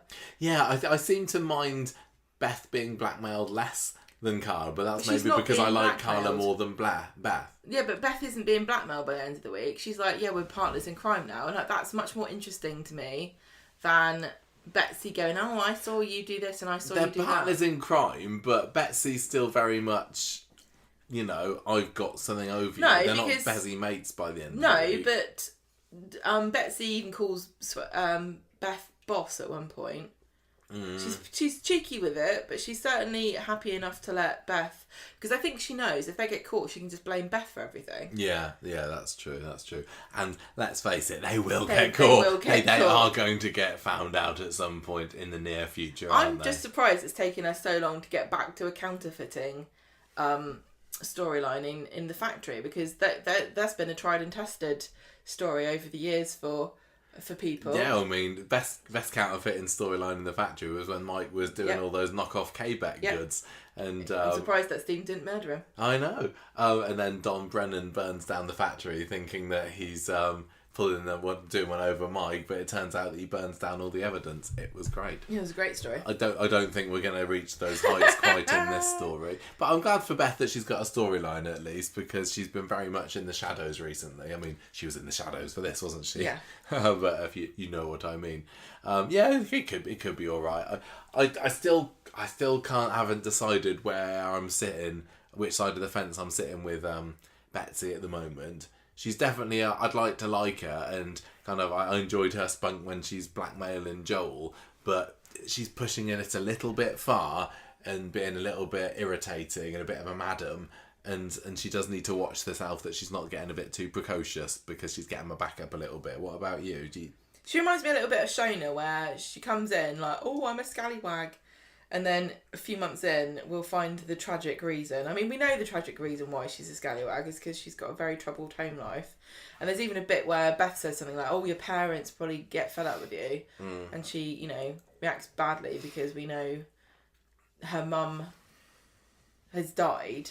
Yeah, I just don't generally... She did die, didn't she? And then and now Swain's got a new...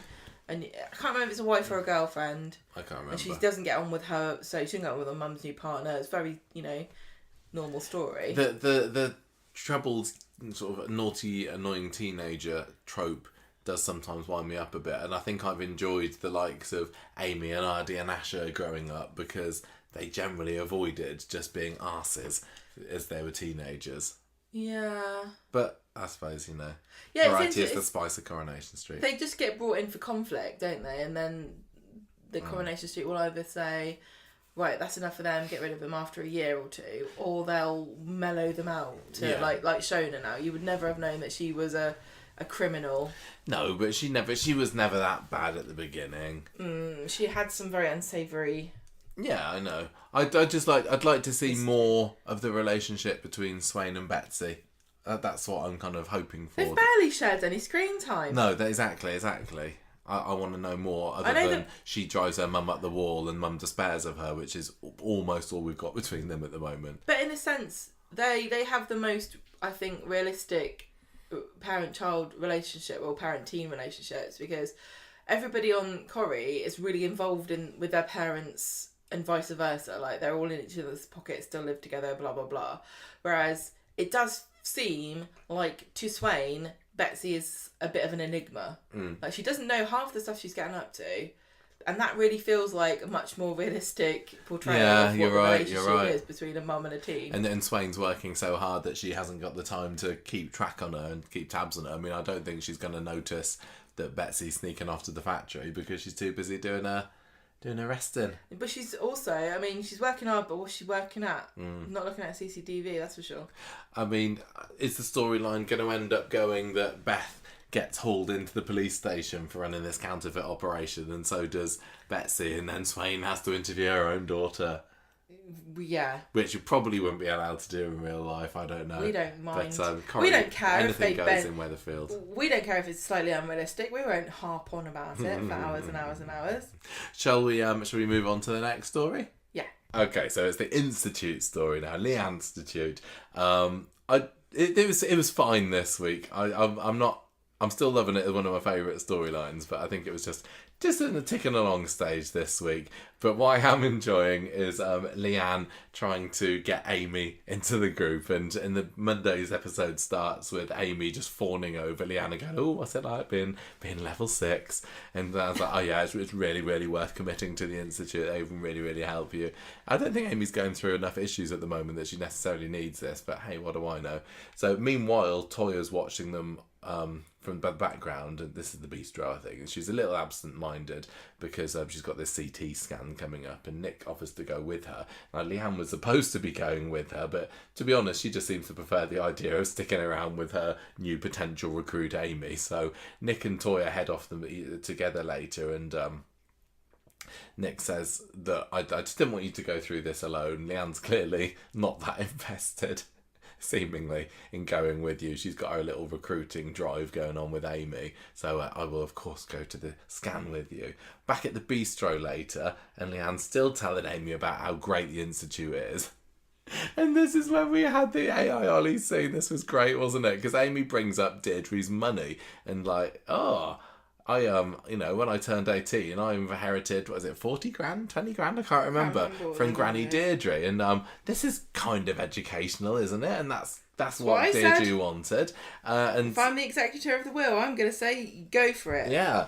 And Leanne says, look, I know you're sad about Deirdre being dead and everything, but doesn't mean that you can't see her. And this is when she brings out her little phone version of AI Ollie. She's got it on all the devices. Do you think she's got like a little Ollie on her watch? And going, come on, mummy, do 10,000 steps. Oh, I don't know why she doesn't just go the whole hog and get a pair of smart like contact lenses or something. Yeah. So she's always got AI Ollie walking alongside her. Yeah, have an iPad with him on. So it does seem follows her around on a Roomba. She should just get a hologram. Yeah. It can be called an Ollygram. One thing that was quite funny was that Leanne did try to do a half-hearted Deirdre attempt and then immediately regretted it and looked really awkward. I can't remember now, but just Jane Danson's acting in that scene where she like does a tiny mini, what would Deirdre say, or something like that, and then she kind of like goes, I shouldn't have said that maybe, and she looks really awkward, and then she kind of looks at Amy to see what the reaction is going to be, but she should have been more worried about the reaction to Ollie, because Amy did not like it. Yeah, she literally brings Ollie out of her pocket, doesn't she? And she's like, look, I've got your sister here for you, Ollie. Say hello. And Ollie's like, hello, mummy. Amy freaks the hell out, as you would, and dashes out the bistro in disgust at seeing this computer-generated half-brother. That's gonna. What's that gonna do to your mind? Seeing that, it's bad enough. Like Nick and Toya, seeing that Leanne is, but Toya's related to this boy. She's grieved him. She's buried Amy. She's buried her brother, and now she sees this monstrosity on her phone. I'm trying to imagine, like it's funny. Like the AI Ollie stuff is funny, but if I imagine someone that I knew being dead and then somebody going, don't worry about it, here they are on the phone, I think I would be super shocked. What do you think? Oh, what? What do you think I was going to say? You would be what? Interested in... Why did you say, would you really? What did you think I thought you were going to say you'd be maybe interested in having an AI version of that person. I would be outraged and kind of sickened. Yeah. Yeah, totally. Everybody would. Like if we went to go see your dad and he was like, here's your mum, look. I'd be like, I'm going. I can't even imagine what you're thinking with this. It's not, this is like the literal meaning of the word outrageous. This is what this is. Well, I don't think that we're going to be getting an AI Deirdre anytime soon. Well, I was like, when at one point Leanne is in the cafe talking about it, and I'm like, I dare you to tell Roy you're going to make an AI Hayley. But the funny thing about it is that we could actually kind of have that because, Julie Hesmondhalgh could perform a posthumous appearance from as AI. Can you imagine her going, come on, Roy, what are you doing?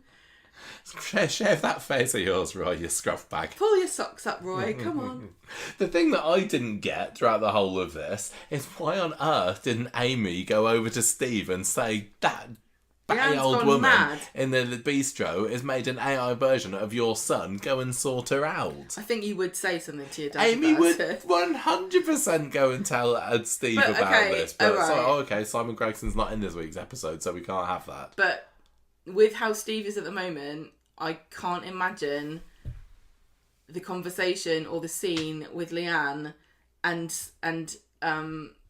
him. I just can't imagine how that would go. I just think it would be bad. Yeah, you're right. It would. I can imagine Steve going there. What the flippin' hell do you think you're flippin' doing, Leanne? Making an AI Ollie? Oh, that looks quite good actually. No, Steve, don't. Yeah. You're right. But. Whatever, realistically, Amy should 100% have told Steve however it would have played out the scene. But she doesn't, because in the next episode, Amy's managed to be taught around, doesn't she? Yeah.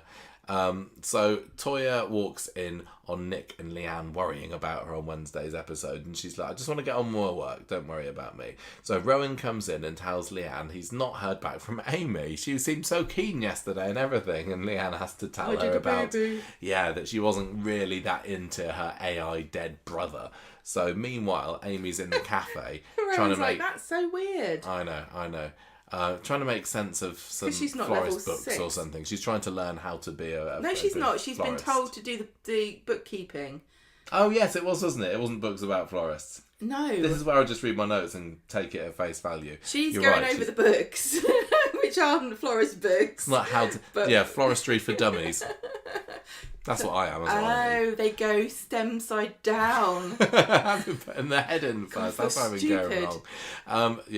So Leanne goes to the florist later. That was a bit of a pointless scene. Not really, because she's saying, the institute's all business stuff and it'll help you and etc. etc. Oh yeah, you're right. Like you need their expertise. Yeah, Leanne finds Amy in the florist later and says, "Look, maybe AI is not for you. Don't let it put you off the institute, though. We've got loads of crazy stuff going on here. Yeah. What about There's different ways that it can help you. If you don't like AI dead relatives, what about the shame circle? Yeah, you'd love that, Amy. Amy shaming. So Amy's like, okay, fine. I'm back on the institute. Bandwagon train, exactly. The tram, the institute tram, exactly. So we had then we had Toya having a bit of a collapse with her abdominal pains, and Nick's the one to help her. Leanne's not interested. She's just completely unaware of any of this that's going on because she's too busy caught up in all things Institute, which include at this point meeting up with Rowan in the cafe. Clearly the usual Institute cafe is out of order at the moment or something, I don't know. But anyway, Amy's signed up, hooray! And they're actually, Rowan says, thinking of setting up a new resource centre. And Leanne, you know what, I think you would be great to work there. No, mate, wait. Leanne, maybe you could be an investor. Maybe you could give me £40,000 and we can set up a new resource centre. And Leanne's fairly tempted by this. I got really confused by this because I was not paying attention. And I just saw... I knew that he was saying, come and work at the resource centre. And she said, I can't because I've got another job. And then next thing I see is the subtitles where it says, £40,000. And she kind of looked a bit worried. And I'm thinking, she's sniffing at a wage of 40 grand as an extra second job on the side. No. I'd be beating him to death for that job. No, he's trying to fleece her. For 40 grand, she's got to put the money in. Yeah, and she hops off to the bank to try and get it all sorted.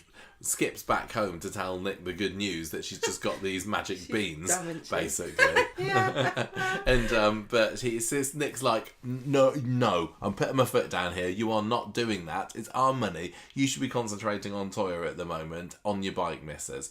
So Toya, Leanne is suitably shamed by this and goes and sort of backs down. So she goes to the pub later to find Rowan with Amy toasting joining the institute, and Leanne says, "Look, sorry Rowan, I'm not going to be able to invest." And he straight away knows that it's Nick who didn't want to sign up, and it's like, yeah, but we both think it. We're both on the same page here. But Rowan says, well, maybe I can change his mind. This is all about your happiness after all. Maybe he also kind of plants the idea that maybe she's outgrown Nick as well, doesn't it? Well, he's always jealous of you and your success. Yeah, I don't think they go any further with that on Friday, but the seed is sown there. Well, he says, I think someone should show him what he's got to lose. Yeah. So Friday's episode, this was Friday's episode was teach Coronation Street viewers about reverse image search and scheduling emails. It did feel a bit like a PSA for 1990s. Have you heard of the World Wide Web? If your Microsoft system is down, turn it on and off again 15 times.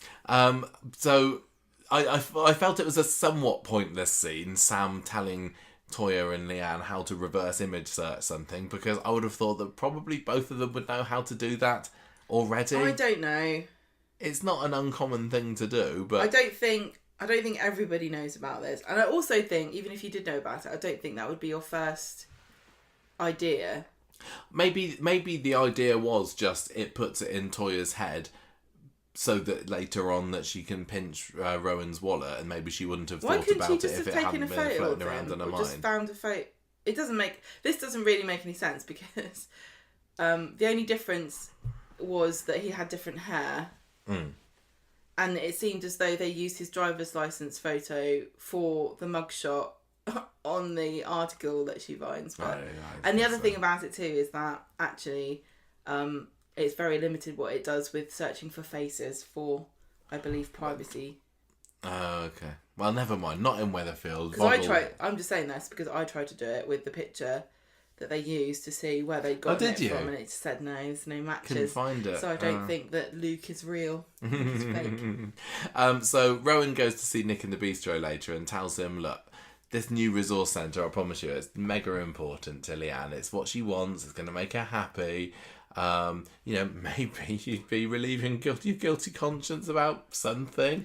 And Nick knows that there is more blackmail going on here. So join the club, Nick. You're being extorted here. So later on, have a support group. Yeah. Later on, they come out of the office. Leanne's there, very pleased to hear that Nick's saying he is interested in learning more about this resource centre and investing in it. And Toya's just sitting there going, "What the hell am I hearing here?" Do you remember watching Starship Troopers? Not really. It's really. I'm sure lots of people know what this film is, but it's a parody film of like a war film against aliens. It's like a science fiction film. Yeah. But they've got all these parodies of like propaganda all the way through.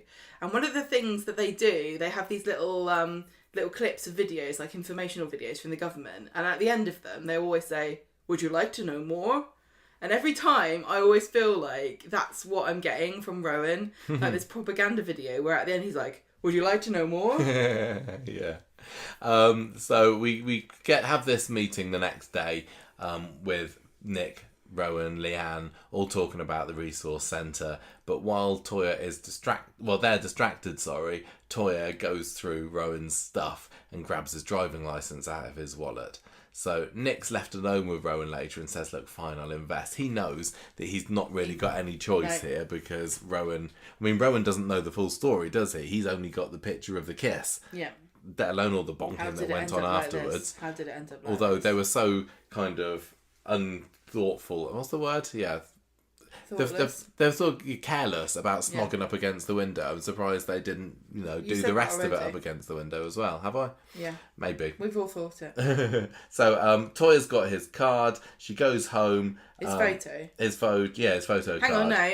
What Nick have I missed? says, I can only give you 20 grand. Oh, and then yeah. Rowan says, I want more than that. And he says, well, you're going to have what you can get. Yeah. And then Leanne comes back and everyone's like, hooray. So Toya manages to reverse image search Rowan's driving licence and found that there's a little bit of a untold history about him. He's not even called Rowan. He's called Luke Salter and he's a criminal. Do you want to just get up? You took a picture. Now, we went back and rewatched this, but afterwards. And if anyone else has done this, did you get a hint of AI writing about it? Because there are bits of this text that to me scream this article was ChatGPT'd. And Michael, I guess why not? It wasn't ChatGPT. Why? It was AI Ollie. Yeah, they got AI Ollie to type out this. He does all sorts. He comforts the grieving mums. He knocks up articles for you. This is a very good use of AI. I don't know whether... some of the phrasing really sounds like ChatGPT came up with it. But this was Theresa Miles of Manchester News. Luke Salter of no fixed address has been sentenced to 5 years in prison after pleading guilty to aggravated burglary and assault. Salter was arrested in April following an investigation into the sharp increase in lock-snap burglaries across South Manchester. The team's meticulous investigation discovered that Salter was gaining entry into homes by snapping locks on the front. Blah, blah, blah, blah. There's bits cut off. Once inside, he would threaten any occupants present before taking off with high-value items. The efforts of the Manchester police and the swift action taken by the community embodied the resilient spirit of the people, of the Manchester people. That sounds AI. As the case progressed through the legal system, residents and business owners alike are reminded of their shared possibility... blah blah blah, times of adversity. As the community rallies around each other in the aftermath of the break-ins, there is a renewed sense of unity and determination to prevent similar incidents in the future. The successful identification and arrest of the burglar, Luke Salter not only brings a measure of justice to the victims, but also serves as a deterrent to potential criminals lurking in the shadows.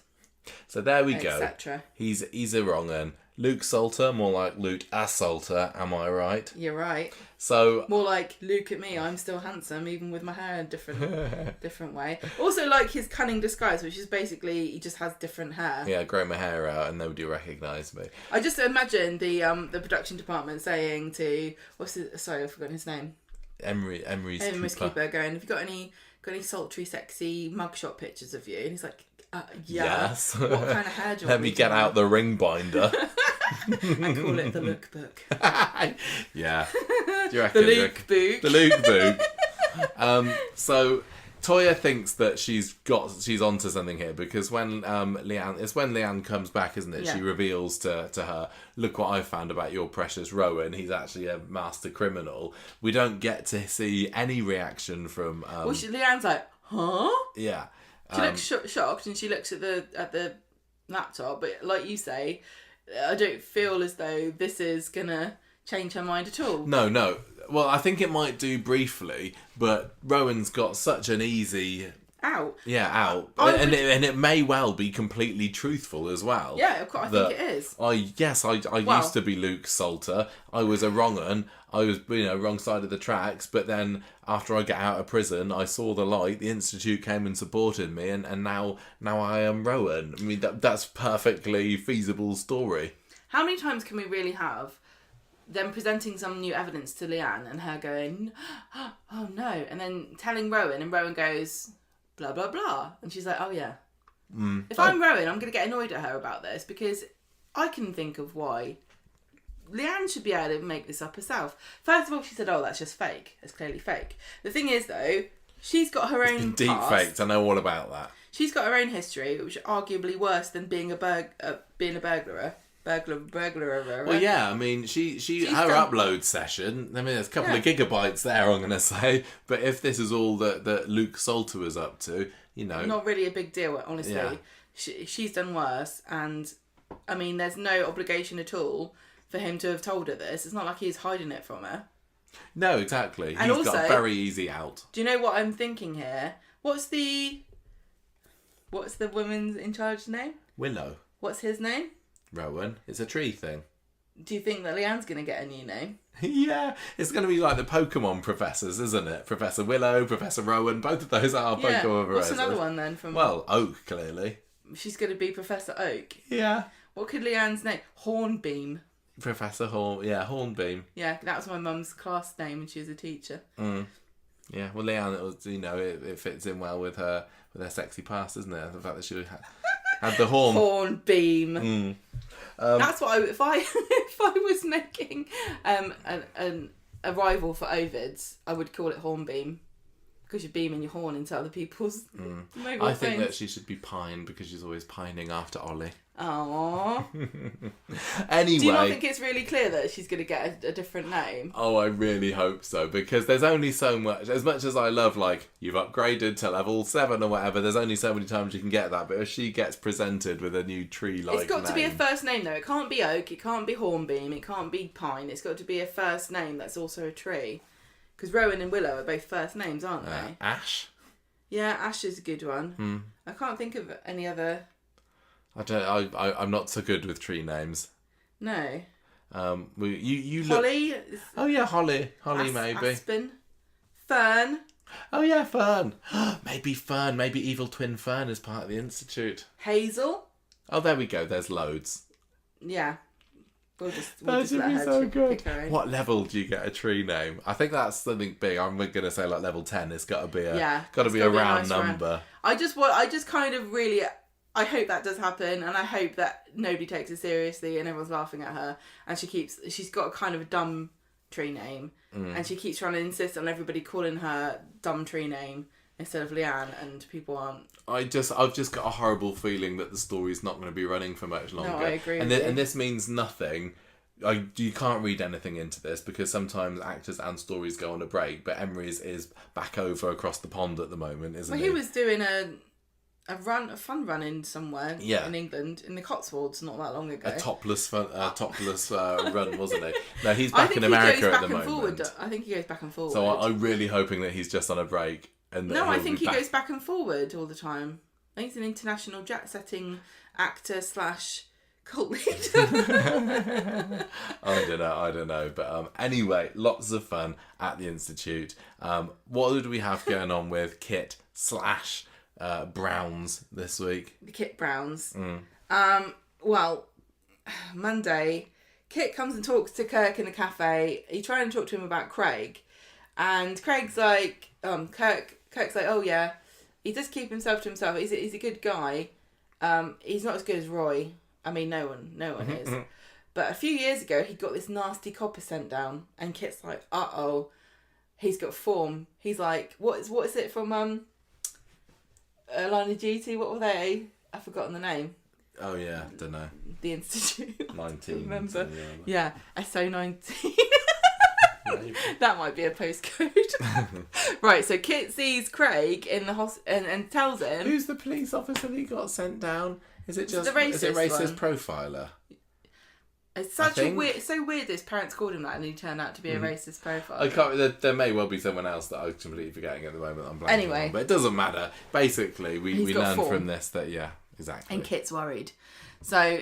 he tells Craig about Lauren's bit alive, and he's like, "Come with me to the hospital. Let's go interview people. You know, if you do a good job on this, then maybe you could get back into CID." And this whole episode was just him, like, buttering Craig up and getting him to loosen his tongue, because they go to the pub and Craig's waffling on about he wants to be an ice hockey player in Canada, which really felt to me like Corey's going, "Hey Canadians." Hey? Yeah. Do you remember when we really screwed up Canada Day? We know that you guys like ice hockey. So he's waffling on about that. And Kit's like, I'll buy the drinks. And he gets Craig a beer, but he gets himself a pint of zero. And he also orders it in such a way that he is indicating to Stacey, by the way, behind the bar, that he doesn't want her to let on that he's drinking alcohol-free beer. So Craig's getting drunk and he's spilling the beans about. He's like, "Oh yeah, we all massage the rules sometimes." I'm always telling people, like, Craig's, if he had went to Rome for an upload session, he'd be rivaling Leanne's the amount of I think Rome would be like, "All right, shut up." Off the record information that he's shut up, I don't care. Sharing. So he says, yeah, because Kit's saying, "Oh, we all, we massage the rules, blah blah blah." And Craig says, "Oh, I like that. Yeah, massage the rules. I did that once." And he talks about the time with Ted where he covered up a death because his girlfriend was driving the car. Yeah. And it's a long time ago and I've split up anyway. And he doesn't tell him the full story, but it's enough for Kit to be able to work it out. Yeah, he's got something to go on here. Yeah, and he's getting all the details out of him, and Craig's like, "Oh, I'm not going to tell you. I'm going to take it to the grave." Yeah, well, he doesn't get any more this week. He gets clues. He knows it was someone he was dating, and they've moved away. Yeah. So that's enough to get on with. So why does he need this information? Is he's it just blackmail so he's got him? Because he's in the blackmail game. Everyone's blackmailing everyone else. But does he just want to have some backup just in case Craig finds out that he's dodgy, and he might say, "Look, yeah, I am dodgy, but you're worse. Yeah, you've covered up a murder." So he's not intending to give. Yeah, I don't think he's got just a plan. To have something in the bank. I don't think he's got a plan for it, but it's prudent to get dirt. Yeah, and the fact that they didn't carry it on this week makes me think he's gonna. He's got that info now.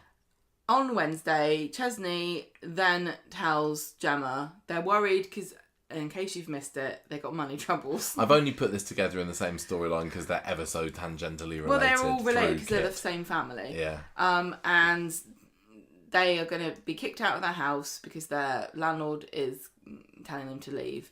And so they need somewhere to stay, but unfortunately, they're a massive family and houses that size don't come easily, and certainly not round there. The big mansion they're living in right now, it's hard to find another the same. So Chesney's like, "Oh, I think we're gonna end up in emergency housing." And Gemma's like, "Look, we're a team. As long as we're together, that's all that matters." Yeah. Then Brian overhears them talking in the pub and says, one of my customers is having to leave. They've got a place in Balaclava Terrace, and it sounds perfect for you guys. It's the right size. But when Chesney goes to see it, it's already gone. Oh. So Chesney then hears from Linda that actually maybe Joseph could go stay with her, and that would alleviate some of the pressure of finding somewhere for him too. And Gemma's like, no, I don't want us to split up. I don't want us to break up. What do you think Gemma should do there? I know, but I'm completely on her side. You can't just start shipping off kids randomly. But it's only temporary. Yeah, but what's the benefit of it? Because they're not homeless now. They've got somewhere to stay, and the council would have to get them temporary accommodation. And I know it sucks, but how does him not being... The thing is about temporary accommodation is that it can quickly become an incredibly long time that you're staying there. And if they only get you temporary accommodation for two adults and 4 kids, then he can't come back till they find somewhere else. Mm-hmm. And then I can't see how you would want to be away from your kid.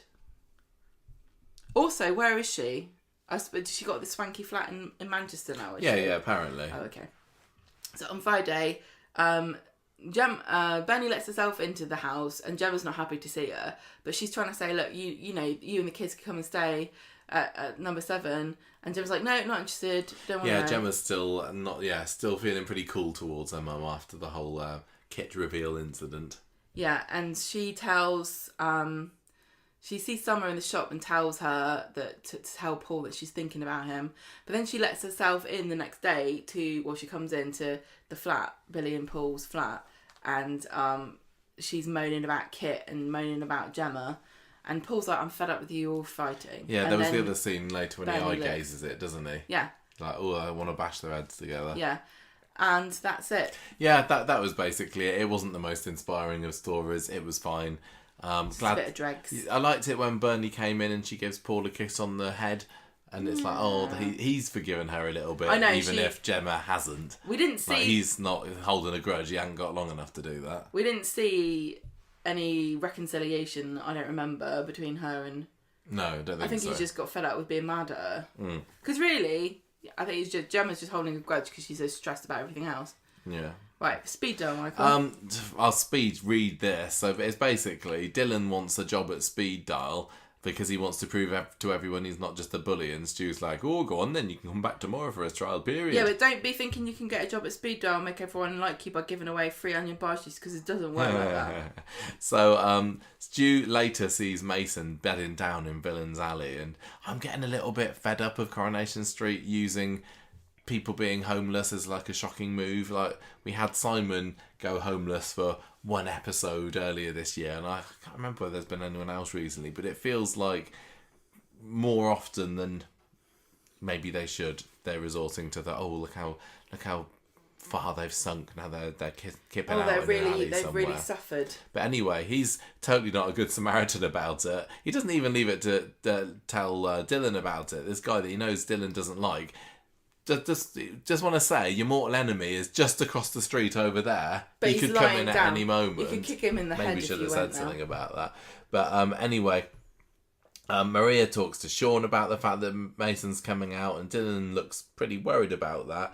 But Sean says, "Look, don't worry. He's going to be on license when he gets out. You got nothing to fear." I'm surprised that Stu didn't go, "Oh, another homeless boy. I love them." You know what I mean? Like, yeah, he could have gone and shared his tips. I'm just really surprised that he let him... Does he know who Mason is? I think he must do. He must do. Do you think he's like, finally, a homeless person who deserves it? Yeah, not like me. No, I bet that's a really good point, actually. Maybe that's why Stu has been involved in it, because he's going to go back to his homeless roots. I honestly think that he would be the kind of guy who'd be like, look, I know you didn't do it. I know you've not been the greatest person, but no one should be homeless, and I know what it's like. Well, what will Sean think? Because Sean has also experienced homelessness. It's difficult, isn't it? Because on the one hand, bad, but on the other hand, Mason's a dick, so... Yeah. Next day, Liam is a bit late for his last day of school. That's not my last day at all, school. It's really... I think that probably most of the country have broken up for their summer holiday now, but Southampton hasn't. We're still in school for another 3 days. Because those 3 days are going to be incredibly valuable for the future. They're going to do so much learning in the next 3 days. What are you going to teach them on Monday? I don't know. Not to become a teacher. I think it's annoying because when I was putting together the timetables for this half term, I was under the false impression that today was the last day of term for me. So like today's timetable on the original version was just, it's the last day of term and finish early and stuff. But no, then I found out we get an extra 3 days. Boo. Oh well, give me more days with the lovely children. So anyway, they're going off to school.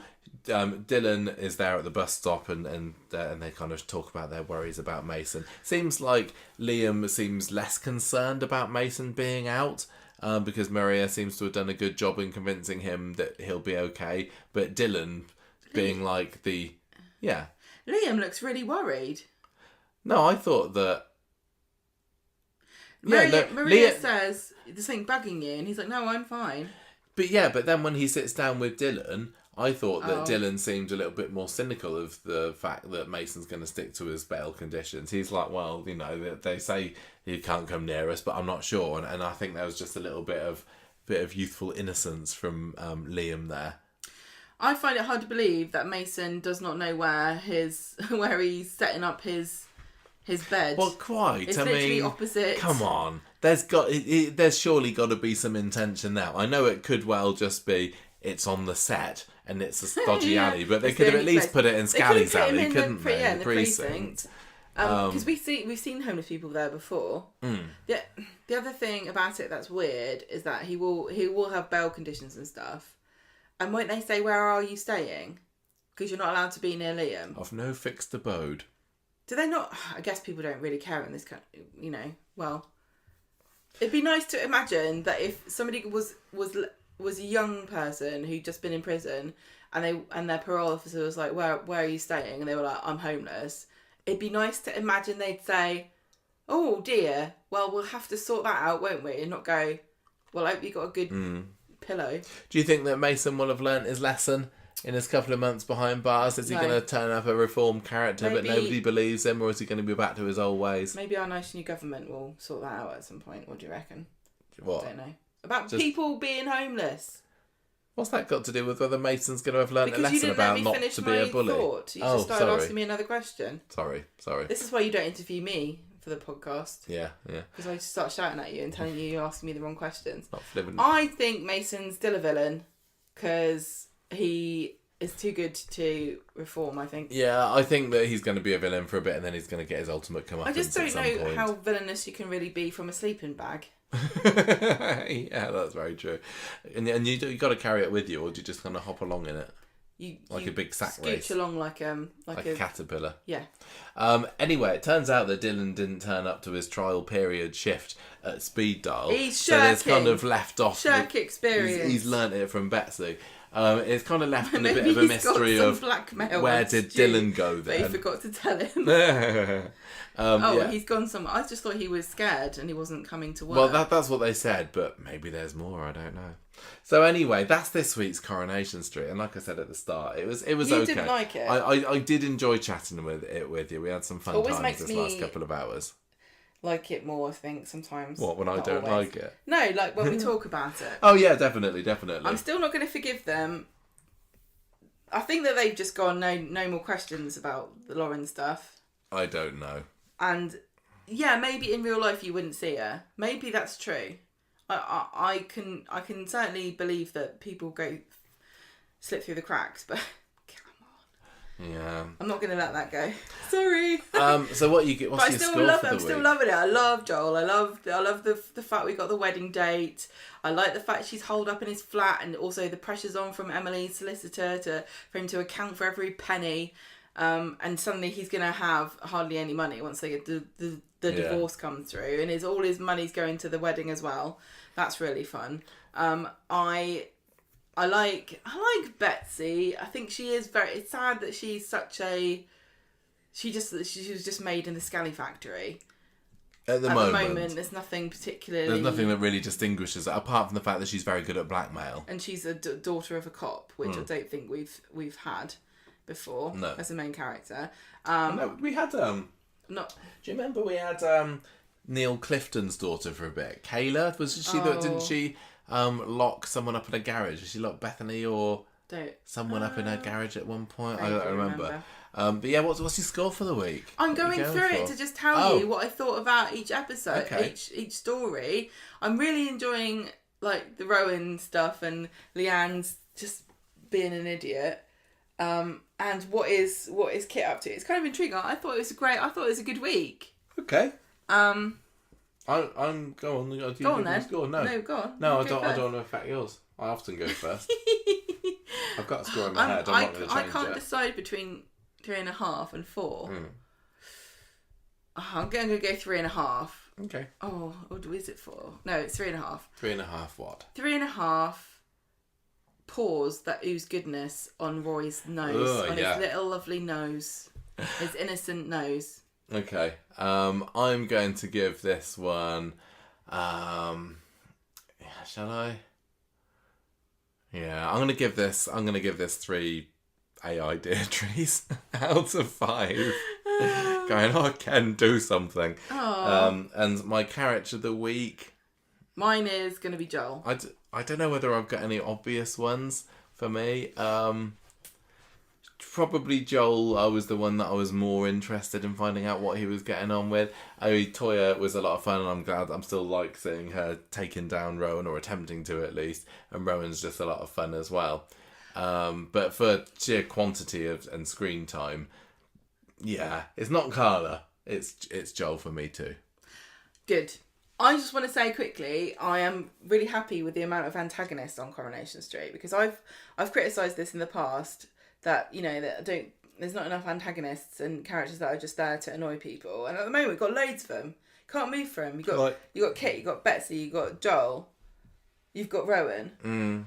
Yeah, no, that's true. I wouldn't really say that any of them feel like main characters, but they certainly feel like more fleshed out characters than some of the cardboard cutout villain types we've had in the past. Yeah, like Hashim.